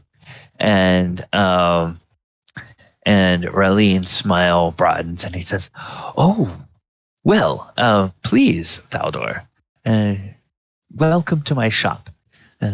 Anyone who's a friend of Dorsafir and a friend of Lady Grantina is a friend of mine." And so then Grantina says, "Good luck, Thaldor. We'll be seeing you." Thank you so much, Lady Gratina, and I bow. Thank you. And I hope you have a wonderful rest of your day. Oh, I'm sure I will. And then she looks back at Ralene and says, "I'll send the usual fee for bringing someone through the tunnel." And he says, "Wonderful." And so Ralene is the. I just need to refill all my supplies and give a wink and say that, I just need to refill my supplies. My forgery kit supplies, my special painter's kit with exclamation and, air quotations, and stuff like that. He says, "Oh, wonderful. Yes, I believe we have everything that you need." And actually, I realized we've been carrying on so much that we're actually a little bit overdue for our break. So some of you are probably ready for a break. So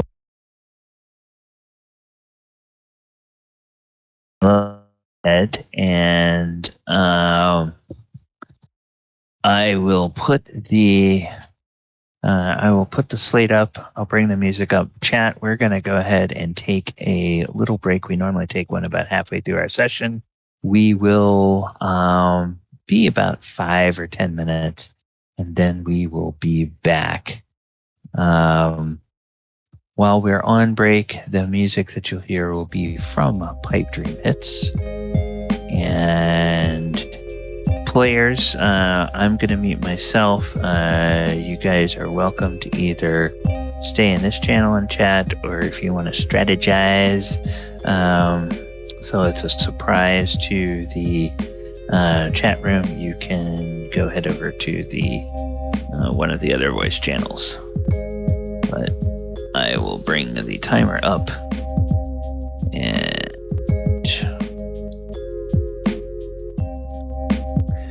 and we'll be back in a few minutes.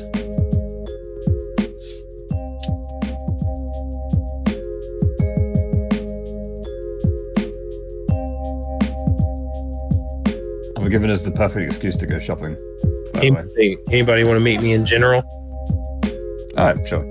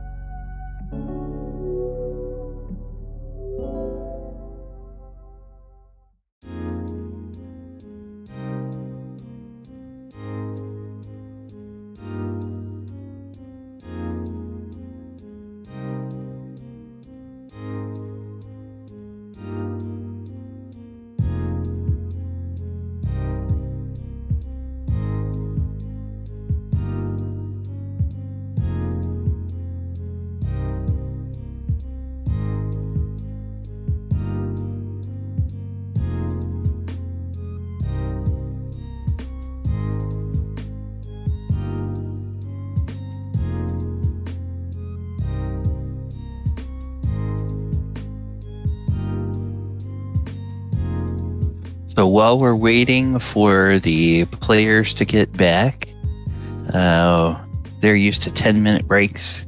We were kind of a little bit late, so I put the timer up for 5 minutes, but we'll give them a couple of extra minutes to get back. While we're waiting for the players to get back, I wanted to let you guys who've joined us tonight in the chat know that we have a new Discord that is associated with the channel. It's a Discord where we're inviting people who enjoy sitting in the chat on the Twitch or the YouTube during our sessions can come and interact outside of the game with the DM and with the players.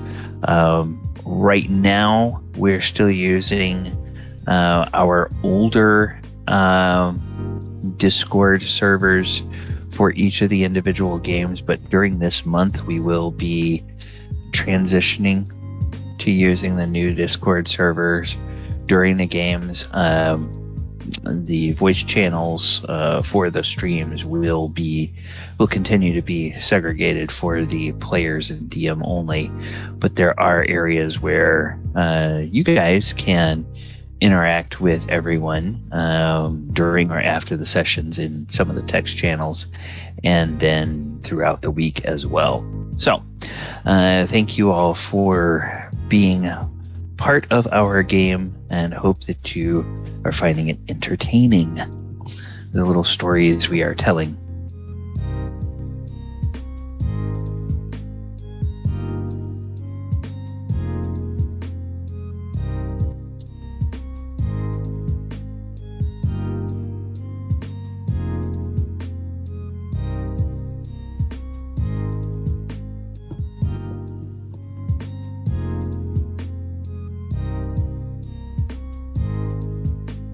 We're back. Hello. Okay, wonderful. All right, the players are back, and let me go ahead and make sure I have the music turned down. I do now. And so we'll head back to the in-game slate. All right, so we've had a chance to hear from Thaldor. We've had a chance to hear some from Mulek, Krenraid, and Faliger. I think we're going to go out exploring, possibly joined by Dez. Mhm. So where are Mulek, Faliger, and Dez are all going together towards the marketplace. Oh, okay. All right. Yep, So I you sent you a message too. Oh, okay. All right. So you guys head off towards the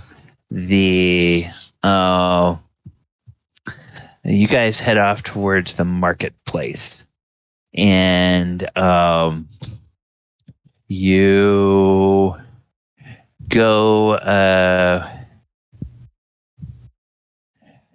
This town is, it's unusual in the fact, or it's not unusual for a river town in the fact that most of the commercial district is up near the river, but there are really several parts of the riverfront of town. There's a couple of the different docks, and there's clearly an area of the docks where there's fishing boats. And then there's an area of the docks where there are pleasure craft. And those pleasure craft tend to be kind of river type boats that are anywhere from single-masted, probably sailing yachts that you probably are not big enough to take out on the open ocean, but would be fine to take on a river, up to larger and more fancy looking rivercraft. And then there's a couple of them that are these wide sort of almost barge-like looking boats that are unusual for boats in this time period because they don't have any masts. And they're completely closed-hulled with, several enclosed decks on top of them. So it's not really obvious where there would be any kind of oars. So you kind of wonder, okay, do these wind up getting towed or pushed, or how do they propel themselves? Because otherwise, if you took it out in the current, it seems like it would just drift down current, and then how would you ever get it back to where it's going? So that's one thing that seems a little bit unusual. Then there's an area where there's all the river traders. And the docks for the river traders appear to come up towards the merchant square. And the merchant square is bordered on one side by warehouses. So there are these nondescript sort of brick buildings that are about 2 or 3 stories tall and just very long, and maybe have a couple of entrances on different sides to get into them, but not really very many windows or anything like that. And those entrances all are like large enough that you can take wagons in and out of those buildings.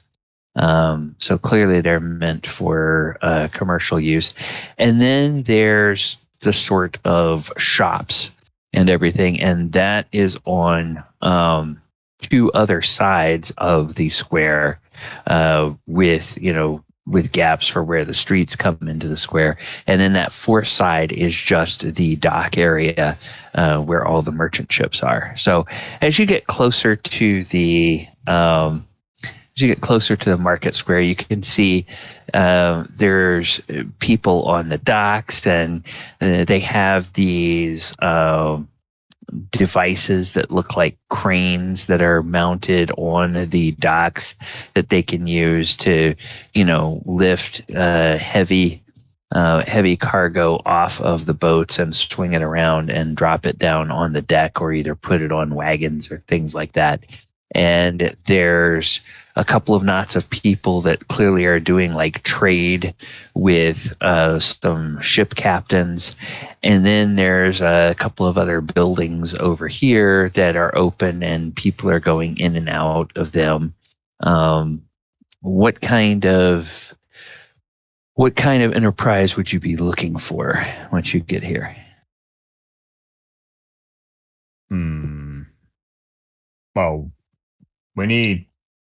Well, what do you guys think? We need more of that good swiggy juice, right? That makes you feel better. So somewhere that does that would be pretty handy. If we're here looking for this coin anyway, we may as well get some of the shopping done. Yeah, perhaps we can find an alchemist shop, or maybe just a magical shop that has kind of a little bit of everything. Yes, that would be pretty handy, must admit. I'd quite like to see an armory. To see what their wares are like, see if they're any good. Yeah, there are a couple of shops. So let me take a look and see what places and locations.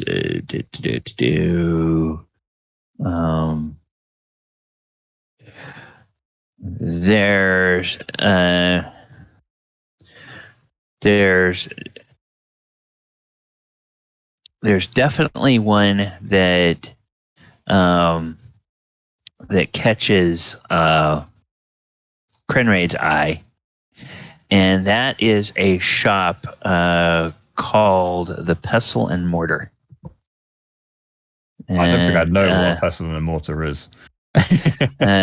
It catches somebody's eye. Oh, you're looking for apothecary, somebody maybe that mixes up potions and perhaps has something magical.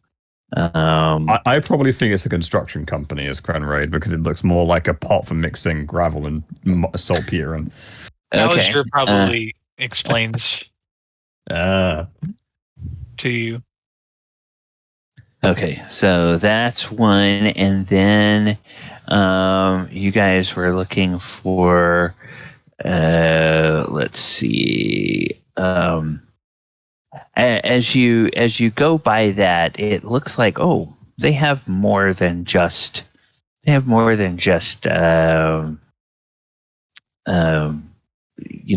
alchemy components in there. You see some displays over there that have like some shiny looking objects. Some of those objects that look like they're brand new, even though they may be centuries old. Not a huge selection of them because Yartar is not a huge city, but you would imagine that if there, with all the gambling halls in town, if somebody wound up having gambling debts that they couldn't pay, and they needed to unload something of great value, this might be the kind of shop that they would come to try to sell that. So they have a supply that's probably a random mishmash of, the last, whatever the last 25 high rollers that came through town that got themselves into trouble might have needed to get rid of. A pawn shop. It's a good idea, yeah. Yeah, but a specialized shop that will only deal in the more refined things. Then the other thing you guys were looking for was a blacksmith. Blacksmith. Okay, so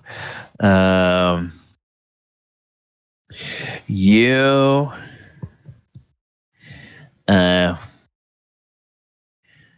You get you find a place that is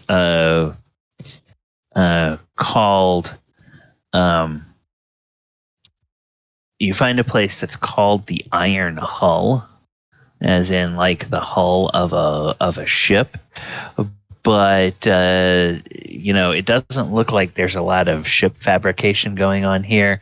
And from the ring of hammers on anvils and the smoke that's coming out of the cluster of chimneys near the back of the shop, there's probably some forges going on here and some things. So maybe they're just using a more nautical term because it's located near a river. So we're going to say the Iron Keel blacksmith shop near the docks in Yartar. All right. Yeah, Mulek's going to be interested to go into the apothecary, or the place where he could stock up on charcoal, incense, those type of items. Yeah, we can go there first. Okay.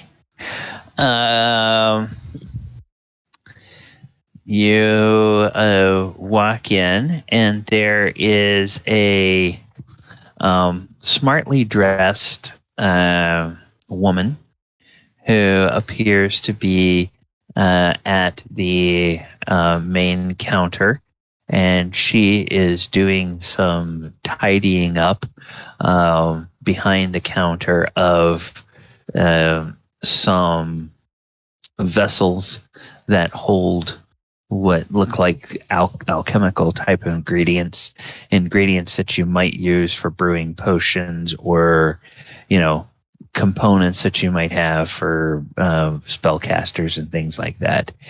And when you open the door, there's one of those little bells that the top of the door hits, and it ding-a-lings, and she turns around and she says,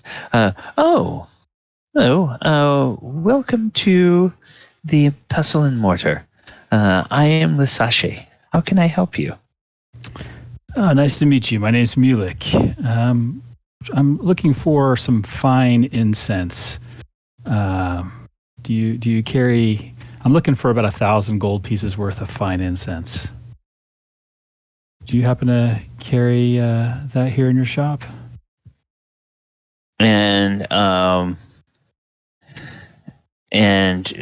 she looks at you and she says, "Oh yes, we have incense. Would you like that bulk? I'll have to check and see how many barrels I have. But Well, I mean, it just has to be very fine. The finer the better. So if you've got, I basically want your best incense. and she looks at you. She sort of sizes up the way you're dressed and sort of how you carry yourself and everything. And she says, "This would be incense that you require for rituals." The arcane, for arcane uses, not for making okay. things smell nice. Yes. Okay. Yes, well, then in that case, we're talking crates, not barrels. Because the barrel incense is the powdered variety, and that's not nearly as good a quality. In the crates, we have the blocks of uncut incense, unground incense. Much better for your use, so that you can grind it yourself and have it very fresh for when you need it. And so, question out of character. So I had received already 1,000 gold pieces worth of incense previously that I was able to easily put into my bag of holding. This sounds like this is a different type that could be a whole lot bulkier. Is that? Well, you got yours from Mordenkainen, if I recall, right? Yeah. When you guys were in Barovia at the mansion, and you're tracking how rapidly you're using this, right? When you're doing spells. So, this is probably a more raw form of high quality incense. Mordenkainen being Mordenkainen, he's got access to the really good stuff that, he's probably forgotten more about where he gets it than, he knows. And it's just sort of laying around. The lesser mages have to make do with, getting high quality incense in, more like in bulk, and then getting it delivered to them in blocks. And these are blocks that are kind of, they look and feel a little bit waxy. And then depending on, story-wise, it's up to you how you want to use it, because as far as I'm concerned, it's all narrative. You can either slice them off and grind it up, or crumble it up, or whatever you do with it. I basically want to get.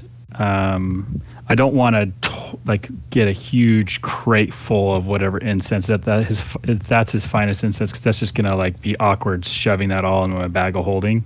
So I'm basically gauging how much would be a reasonable amount that I could put in my bag of holding without overburdening it. So if I've got to go down, if I got to buy less of it, I'll buy less of it. Okay. She says, well, with the highest quality incense I have, 1,000 gold, that'll be worth about, I think that'll be worth about 100 pounds of incense. Do you need that much? Oh, I don't need that much.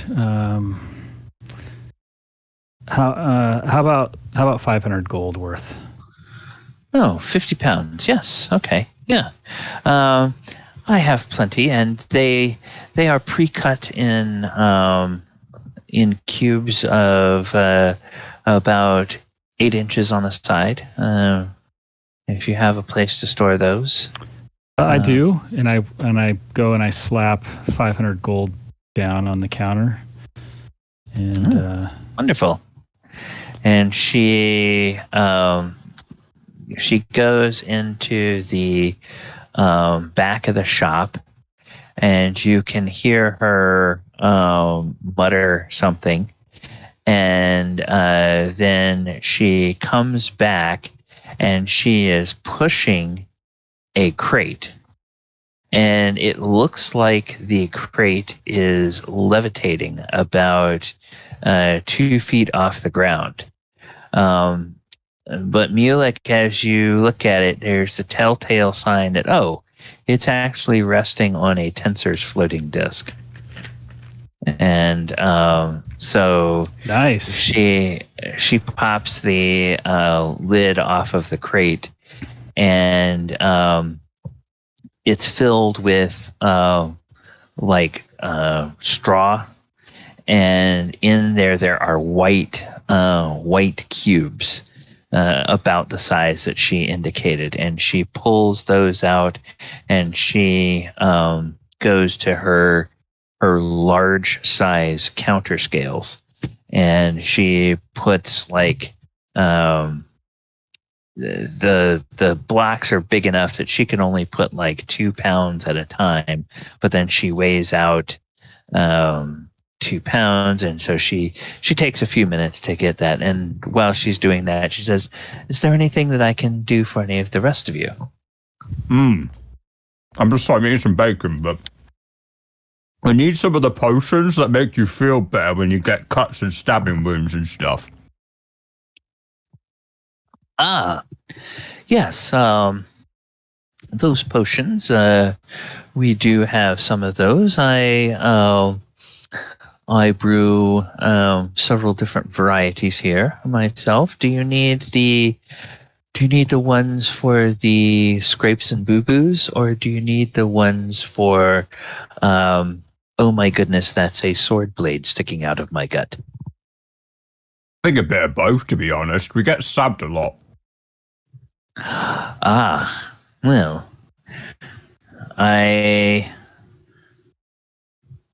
you have the look of people that have been in a fight or two in your time. Well, so yes, I can get that for you. I think somewhere we have. Don't we have those priced out somewhere? Magic item pricing. yeah, for there's the a various potion. Yeah, potion things. Yeah, there was that.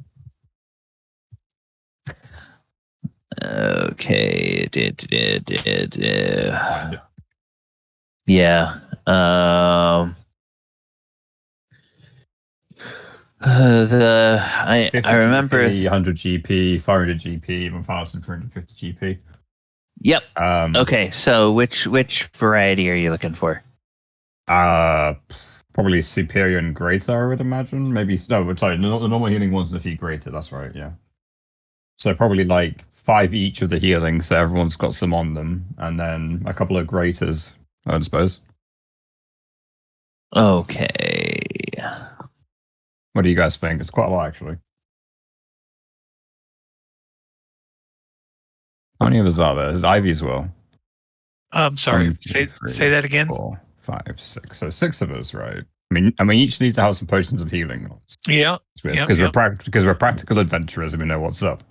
Are you getting just normal healing ones, or do you think we should get the bigger ones? Well, I think we should probably get mostly normal and then a couple of big ones, right?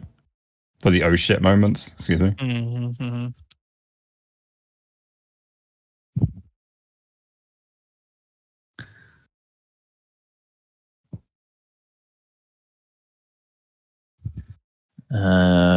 Okay.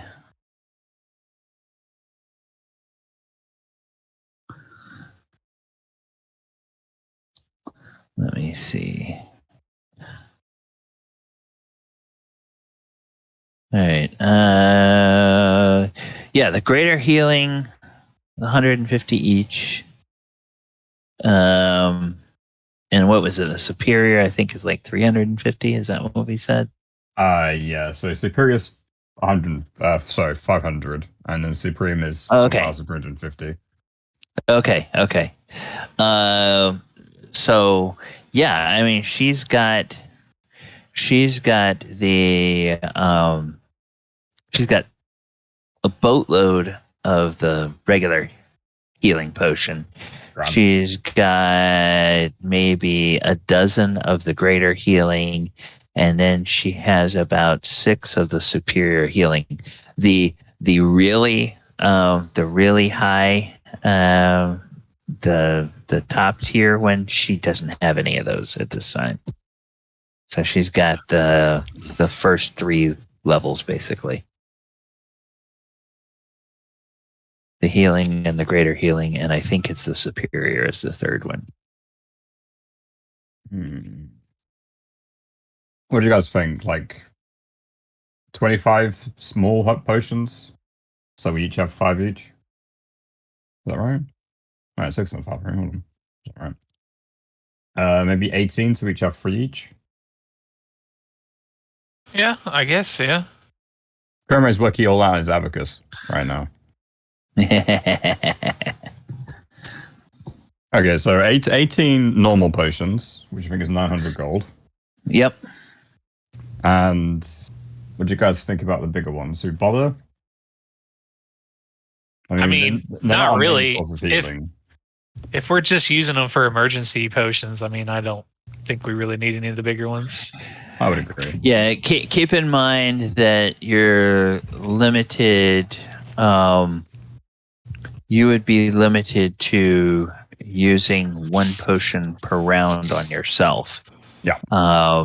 So if you thought you were in a point where, I need more than 2d4 plus 2 at a time, you might.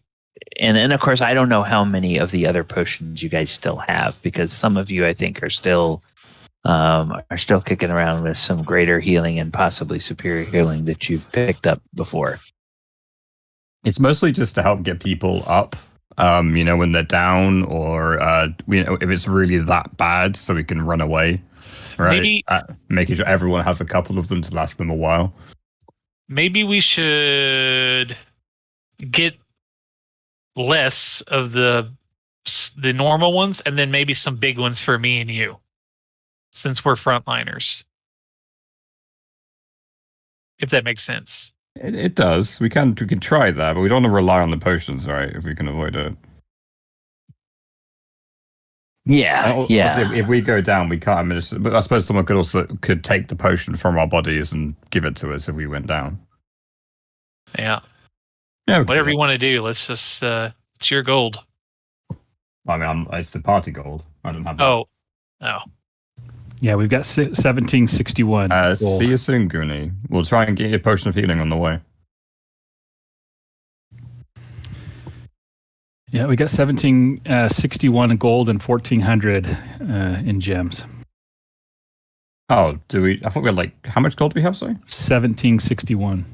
Ooh, okay, maybe we shouldn't. Now does that count the 1,000 gold that you were given as a parting gift from? Yeah, that's part of the.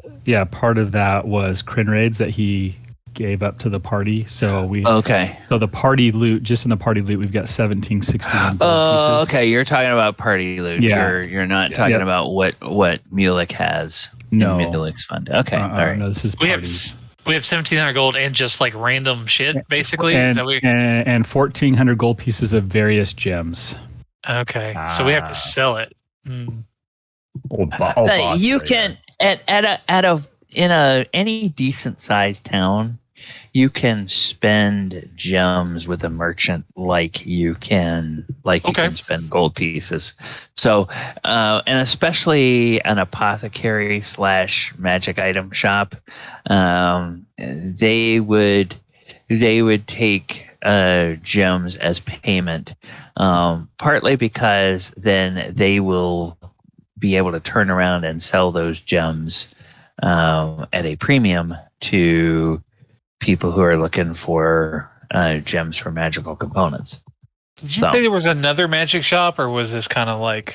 No, this is kind of the only one. This is the one where the stuff that she makes, the stuff that she clearly is involved in, are all the magical components that people would need to stock up, so they have components for their spell casting, and then also the potions that she brews. The other magical items are kind of the things that people have pawned when they get into gambling debts that they can't pay. And so, then those are for sale just at normal book prices. There's kind of a limited selection. She's got maybe 2 or 3 rare items in here. Most of the stuff she has is uncommon. There's a few neat looking weapons that are clearly magical, but that's and then there's some various things. There's a percentage chance, basically, if it's in the magic item list, there's a percentage chance she has it. So. Right, so we'll take 12 potions, which I will pay for because I have all this plat. So we each have 2 of the normal ones, just in case people go down. Mostly not to rely on to heal, obviously, just in case people die. Okay, so 600 gold for that. Gold, yep. And then I'm happy with that. And this is from the party loot from yours, Kren? This is from me. I'm paying for this because there's plat in my inventory, so I may as well use it. Okay. Okay, so that's not being paid for out of party loot yet. So then that still leaves a question of, do we want any greater or superior potions for any individuals? And would they be purchasing those for themselves, or would they be bought out of party loot? That's paid for. I think we're good without them, to be honest. Okay, that's fine. I don't really feel like we can maintain that, expenditure. Go ahead. Do they have a Cape of Monte Blanc? The Cape of Monte Blanc. Monte Bank or whatever the hell it's called. Yeah. Yeah. It's a weird. It's a mountebank or a It's not pronounced mountebank, I'm sure, but mountebank. Yeah. Okay, so I need to. A mountebank is someone that deceives others. Yes. Word. Yeah, I know what it is. I just couldn't remember what it was called. I looked it up. That's the only reason I know. Okay, so keep the mountebank. It's that. It's a rare magic item that allows you to cast magic. Yeah. That means that she has this chance of having it. You ask about it, and she says, "Oh no, sir, I don't have one of those. Those are rare. I haven't seen one of them come in. Well, that's quite all right. A long time. It's kind of hard to find, to be honest with you. Just I'm sure I could find one in Waterdeep or whatnot, but yes, they just keep hopping all over the place, don't they? Do you joke. Do you know of a blacksmith here that makes superior masterwork armor? Oh, yes. Just a few shops down. When you step out, you won't be able to miss the sound. The Iron Keel. They're the best blacksmiths in Yartar. They do a lot of work for the folk on the river, but they also make all of the weapons for the mercenaries and most of the guards of the personal guards of the nobility here in town. So yes, they are very highly recommended. And a lot of people bring masterwork from them, if they need any kind of special enhancements done to them. And I've never had one yet that wouldn't take an enchantment.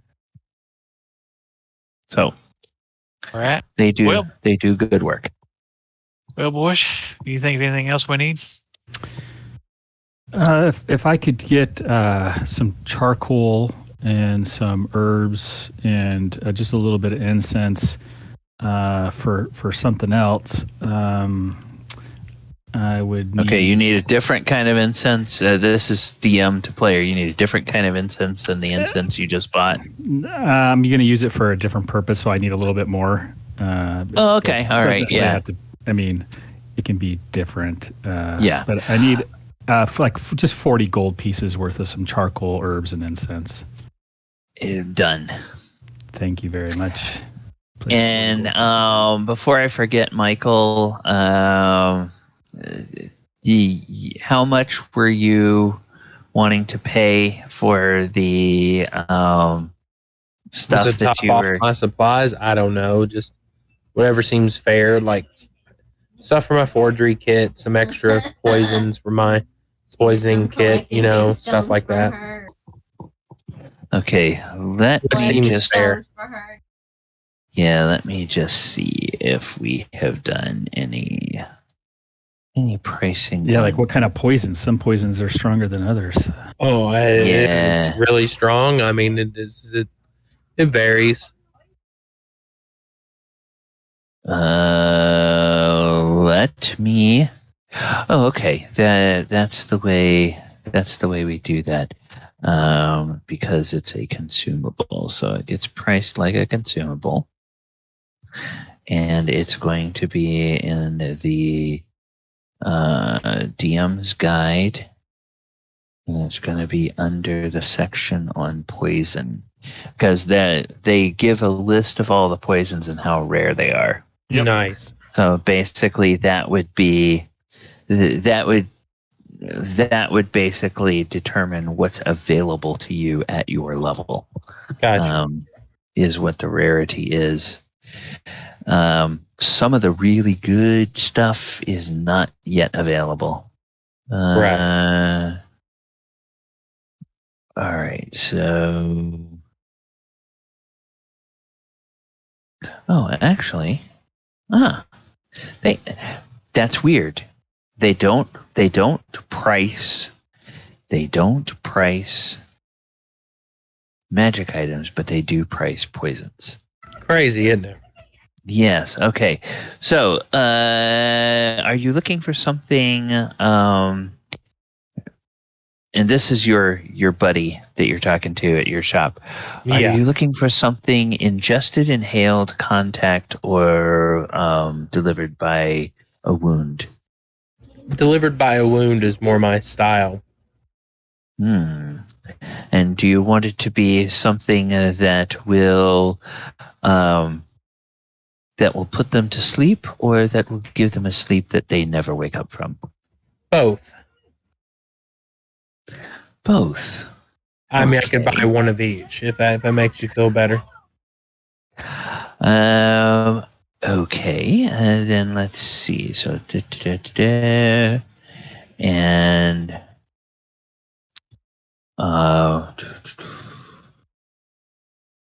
okay. So that is injury. Okay. Yeah, that's really...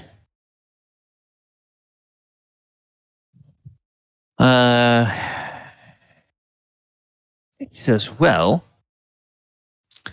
says, I can recommend this if you want to put somebody to sleep, or you want to mess them up for a while. And he pulls out a dark he pulls out several dark vials. And those dark vials, you can tell that they are covered in black leather. The vials themselves are covered with black leather, and there is like a hood that goes over the cap. He says, now the trick with this is you want to limit its exposure to sunlight. If it's out in the sun for more than a minute, it becomes completely useless and inert. I pull out my painter's kit, set it on the table or the counter. So we've got that covered. And then I pull the paints up, and underneath you see like a couple vials of poison and stuff sitting underneath it. Ah, good. Yes. This is drow poison. Nice. This will put somebody to sleep, and or it will poison them for an hour. And if you get them really good, it will render them unconscious for that hour as well. By the time they wake up, you could be long gone, and they will never know what hit them. These are 200 gold per vial. Just give me one. One of those. Okay. Then I have 3 different varieties of injury. This one, he holds up a rather plain-looking vial that's got, a noxious yellowish-looking liquid in it. This is the venom from a giant serpent. Giant serpent venom, that will run you 200 gold per vial. It will deal poison damage. I recommend not using it until you've already rendered the opponent very wounded. Use this for the killing blow if you want to make sure it does the trick. Otherwise, it will deal damage, but it may not be fatal, such as it is. He puts that down. Then he picks up another one, and this vial is a bit more fancy. This vial has a silver coated top on the stopper, and he says, "Now this is poison from a wyvern." Nice. As you might imagine, a bit more tricky to harvest, and quite a bit more expensive than the serpent venom. And just for you, obviously, if you can afford it, I would be glad to sell this to you.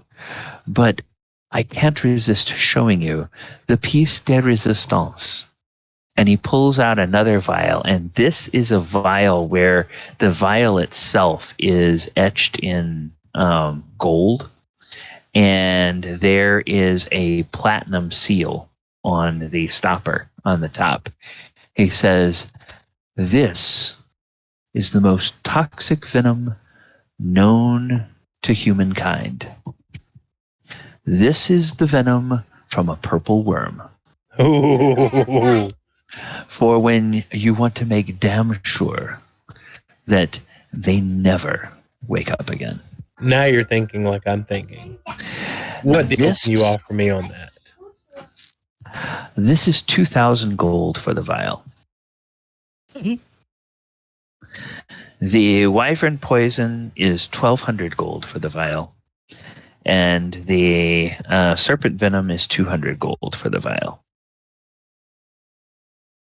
Guys, I actually got it pulled up in Beyond D&D Beyond because I can add it to my bag.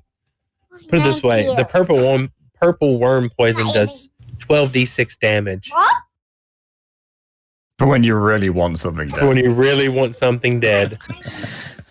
When it absolutely positively must not wake up again.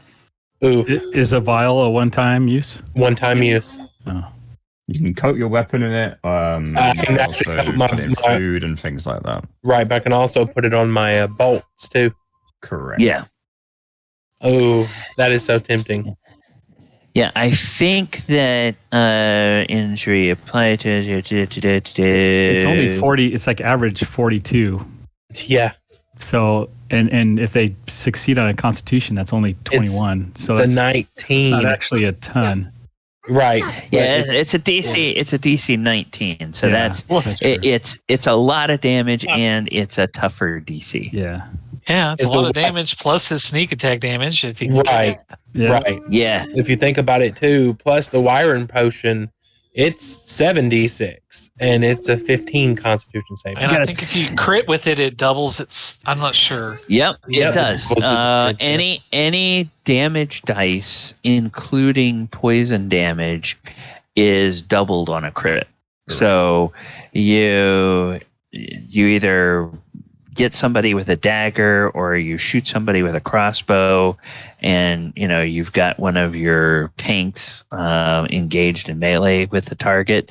If you happen to crit, you're going to get to double your regular damage, your sneak attack damage, and your poison damage. Right. So you're and for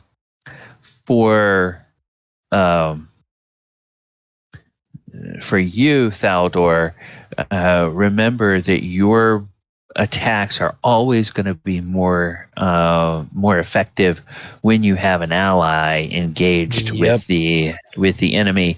The poison is going to give it a little kick, or a big kick, or perhaps an overwhelming kick.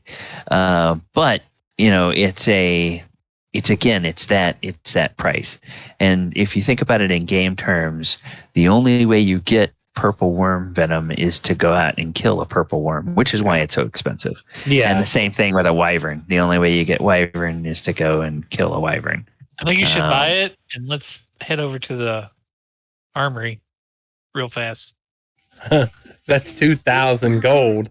I mean, I'm not cheap, but I'm not also... That's a lot. It depends what you're going to use it for, right? Like if we were specifically hunting an enemy we knew would be incredibly powerful, i.e. maybe a giant blue dragon, it might be a worthy investment. But I imagine his constitution's a lot higher than 19. Oh, yeah. So that would just be like almost a waste. Mm-hmm. All right. You know what? I might have to come back and take you up on that offer unless you can cut me a deal. Well, I make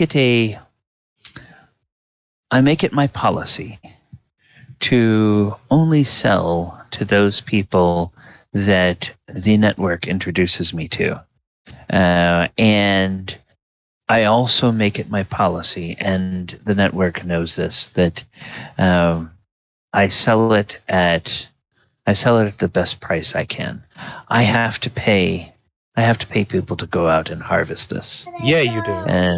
And as you might imagine, that doesn't come cheap, because it can take a while to find these creatures. Now, if you're looking for something that you can deliver by other means, something that you can mix into someone's food so that they ingest it, or that you can get them to inhale, or that you can use as a contact poison, there are a lot more options with many different price points. But if you're looking for something that's injury, these are the only 4 that I have.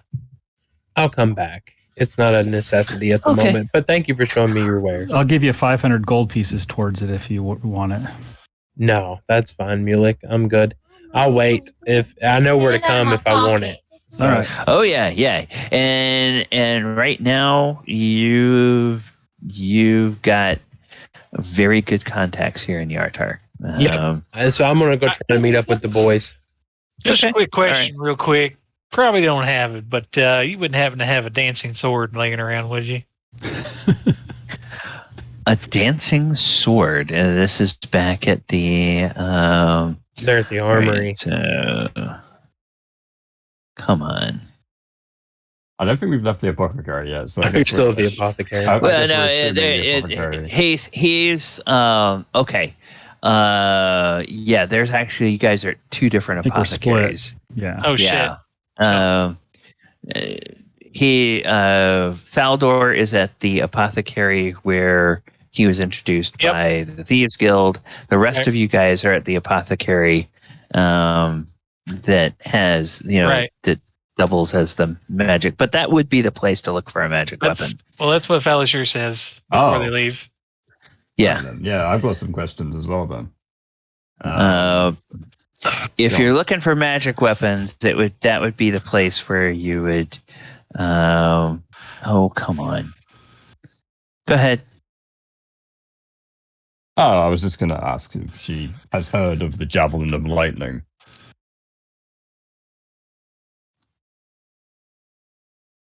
I keep running out of javelins. It's really annoying. And I've heard about this thing, and it sounds really cool. Okay, so we're looking for that, and then we will. I don't know. Have you guys? I don't know whether it's me or whether it's something with the site. Have you guys noticed in the last couple of days that D&D Beyond has just been freaking slow as molasses? Yeah, or is it that has. just me? Okay, No, all right. I was I haven't had on any two other, problems. Yeah, mine's two other streams. It's been noticeably slower this week. mine's going pretty good. Okay. It's just the server you're on. Yeah, it could be. All right, so the dancing sword. I've just got to look this up to verify these with the It's a to weapon know of what the any percentage. sword, very rare. Okay, yeah, the dancing sword. No, you wouldn't be able to find it because that's a very rare weapon. Javelin of lightning. Uncommon. Uncommon. So that's a different percentage, and we'll say that there's this percentage chance. No javelin of lightning, unfortunately. That's all right. She says, yeah, the like I said, the only magical items I get in are those, that have to be sold to cover gambling debts. So it's not like we have a huge magical trade here in town.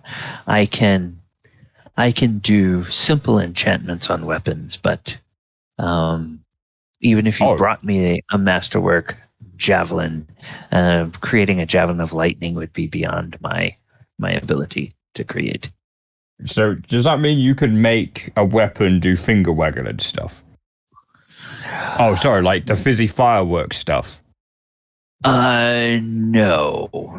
I cannot do that. I can, if you bring me a masterwork weapon, I can give it a basic enchantment that will make it easier to strike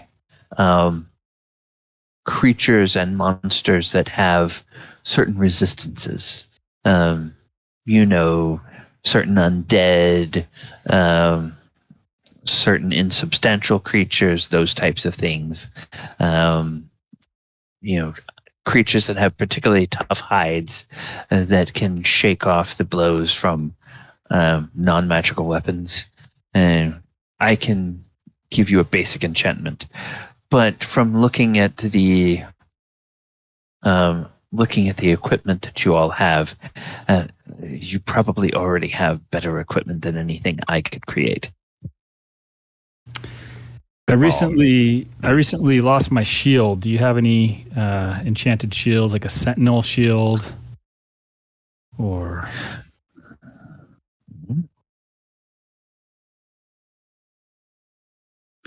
A sentinel shield. Let's see. That one is Uncommon.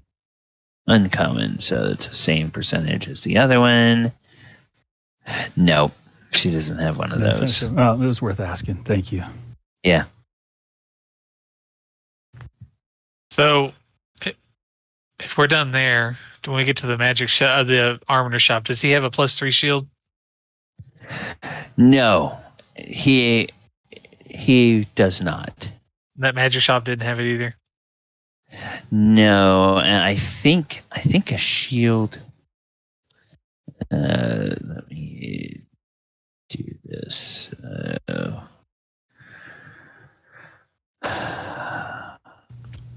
You gave us prices for +1, +2, +3 shields, but I think it needs to be someone who crafts those items. Yeah, they need to be available. Yeah, and Fallish, you're not high enough level to have access to a +3 shield anyway. That's not available until tier 3. Well, So you guys have to be 11th level because it's a very rare item. okay. Yeah. It's a game balance issue. It's like characters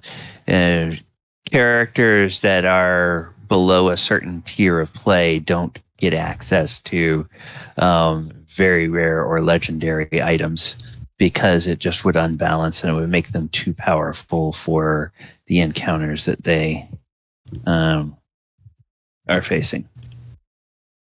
So. Yeah, that's definitely. I completely agree. That's definitely the case. There are some notable exceptions for ones that are to do with the story, like the Sunblade and Staff Frost. Yeah. But they're in Barovia, and quite frankly, you need it. yeah. So you guys are already bumping around with a few things that, because of the places you've been and the adventures that they appear in, you have gotten them because they are rewards built into the adventure. Yes. But in general, if you're looking to purchase things, you're limited to what you can purchase by the tier of play that you're at, which is tied to your character level. Yeah, I think we're in a very good place right now. I'm not really too worried about it. Just it's one of those things, isn't it? Yeah. All right. Well, then what we will do, we're right at time now. So what we will do is next week we will pick up with you either leaving the blacksmith shop if nobody needs to do any other shopping, or we can continue doing a little more shopping if you guys think of any magic items or weapons you want to look for. I'll just get a normal shield is what I would get. Yeah. Okay. Then just spend the money for it. Spend the money for it. Add it to your character sheet and call it done. Yep. I mostly wanted to judge the blacksmithing and see if they were any good or not. We can RP that when we start the session next week if you want Just to. a little bit. Yeah. Okay. We can do that, and then otherwise, now that you guys, especially once you all meet up and get back together, Thaldor has some information. Des has some information. Some of you have gleaned some other things. Mulek has a little bit of information, or has a lead where he can go find more information. So we can do some of that, and then figure out what you guys want to do about the next phase of your hunt for the kidnapped king. All right, viewers, thank you guys so much for hanging out with us. We really appreciate you being here. We play the Sword Coast Chronicles every Thursday night, 8 p.m. Eastern Time. And I want to let you know this coming weekend, most of our normal activities are happening. A couple of them are still being impacted by sports ball. So our next live stream will be Sunday afternoon. We will be having our Walker of Waterdeep game, 5th edition crossover game with Magic the Gathering, planeswalking PCs and everything like that. at 2 p.m. Eastern Time. And then Monday, we will be having a Monster Monday. And I have mentioned it before, and I'll put it in the chat again. We do have a Discord server now. And the Discord server is one that you guys can join, and you can interact with myself and with the players from the various games between sessions. And then before we end for the evening, I want to give Michael and Paul an opportunity to talk about things that are coming up with them in the next week. Paul, do you have anything coming up between now and next Thursday that you want to talk about? Nope. Luckily, a lot of my GMs are taking a break, and I feel like I deserve one too. So I'm taking 5 as well from streaming. This is the one I'm taking part in this week. Okay, and then Michael, what do you have coming up over on the Doors of Your channel? I think Michael's not here. I think he went to the toilet. Oh, okay. Well, Michael is a variety streamer. He streams a lot of different games. You can find him over at twitch.tv/doorsofhere. And he streams at various different days and times. So just go over and check him out, and you will find out whatever he is doing and when he is doing that. Then our next stream that we have is on Monday night, which will be our Monster Monday. And, I've just the last couple of weeks, it's been taking me a long time to figure out which monster to do. So I'm sorry I did not choose a monster yet for this Monster Monday. I'm trying to go through and do some of the greatest hits monsters. I did Trolls this last Monday night, and you think Trolls are kind of a basic monster, but my goodness, in D&D, they have created a lot of different varieties of Trolls. And it's changed a lot over the years, Trolls. They've changed so much. They have, and they've given you, as a DM, they've given you a lot of really cool glimpses of ideas of ways you can reskin a troll and put trolls in different environments. Yeah, the water trolls, the cave trolls, and it's great. Yeah. So that's kind of what I like. I like finding a monster that seems like it's basic, but becomes sort of a palette that you can paint a canvas of whatever type of homebrew monster you want to make that sort of riffs off of the theme of that monster. So that's kind of why it takes me sometimes a little while to figure out which monster I'm going to do on Monster Monday, is trying to find something that's very good. Hey, Epic Fables, thank you so much for joining us here on the channel, and thank you so much for the subscription. That's wonderful. Everybody have a wonderful, wonderful week. Hope we will see you back here on Sunday for Walker of Waterdeep, and we hope we will see you next Thursday on Sword Coast Chronicles. And don't forget, you can go over to the Galabond YouTube channel and check out all the archives from all the shows. Take care, everyone. And I should go ahead and see if there's somebody streaming, although let's see. Let me go to Twitch.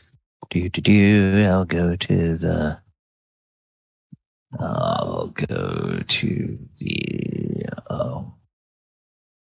good. I'll go to the D&D category, and let's see, who can we go and raid? Here we go.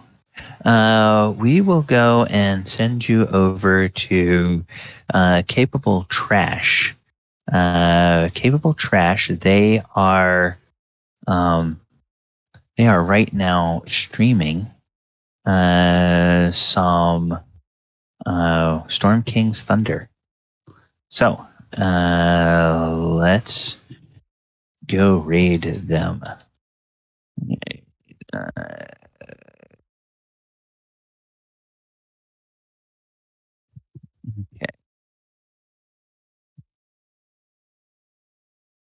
All right, everyone. Thanks so much.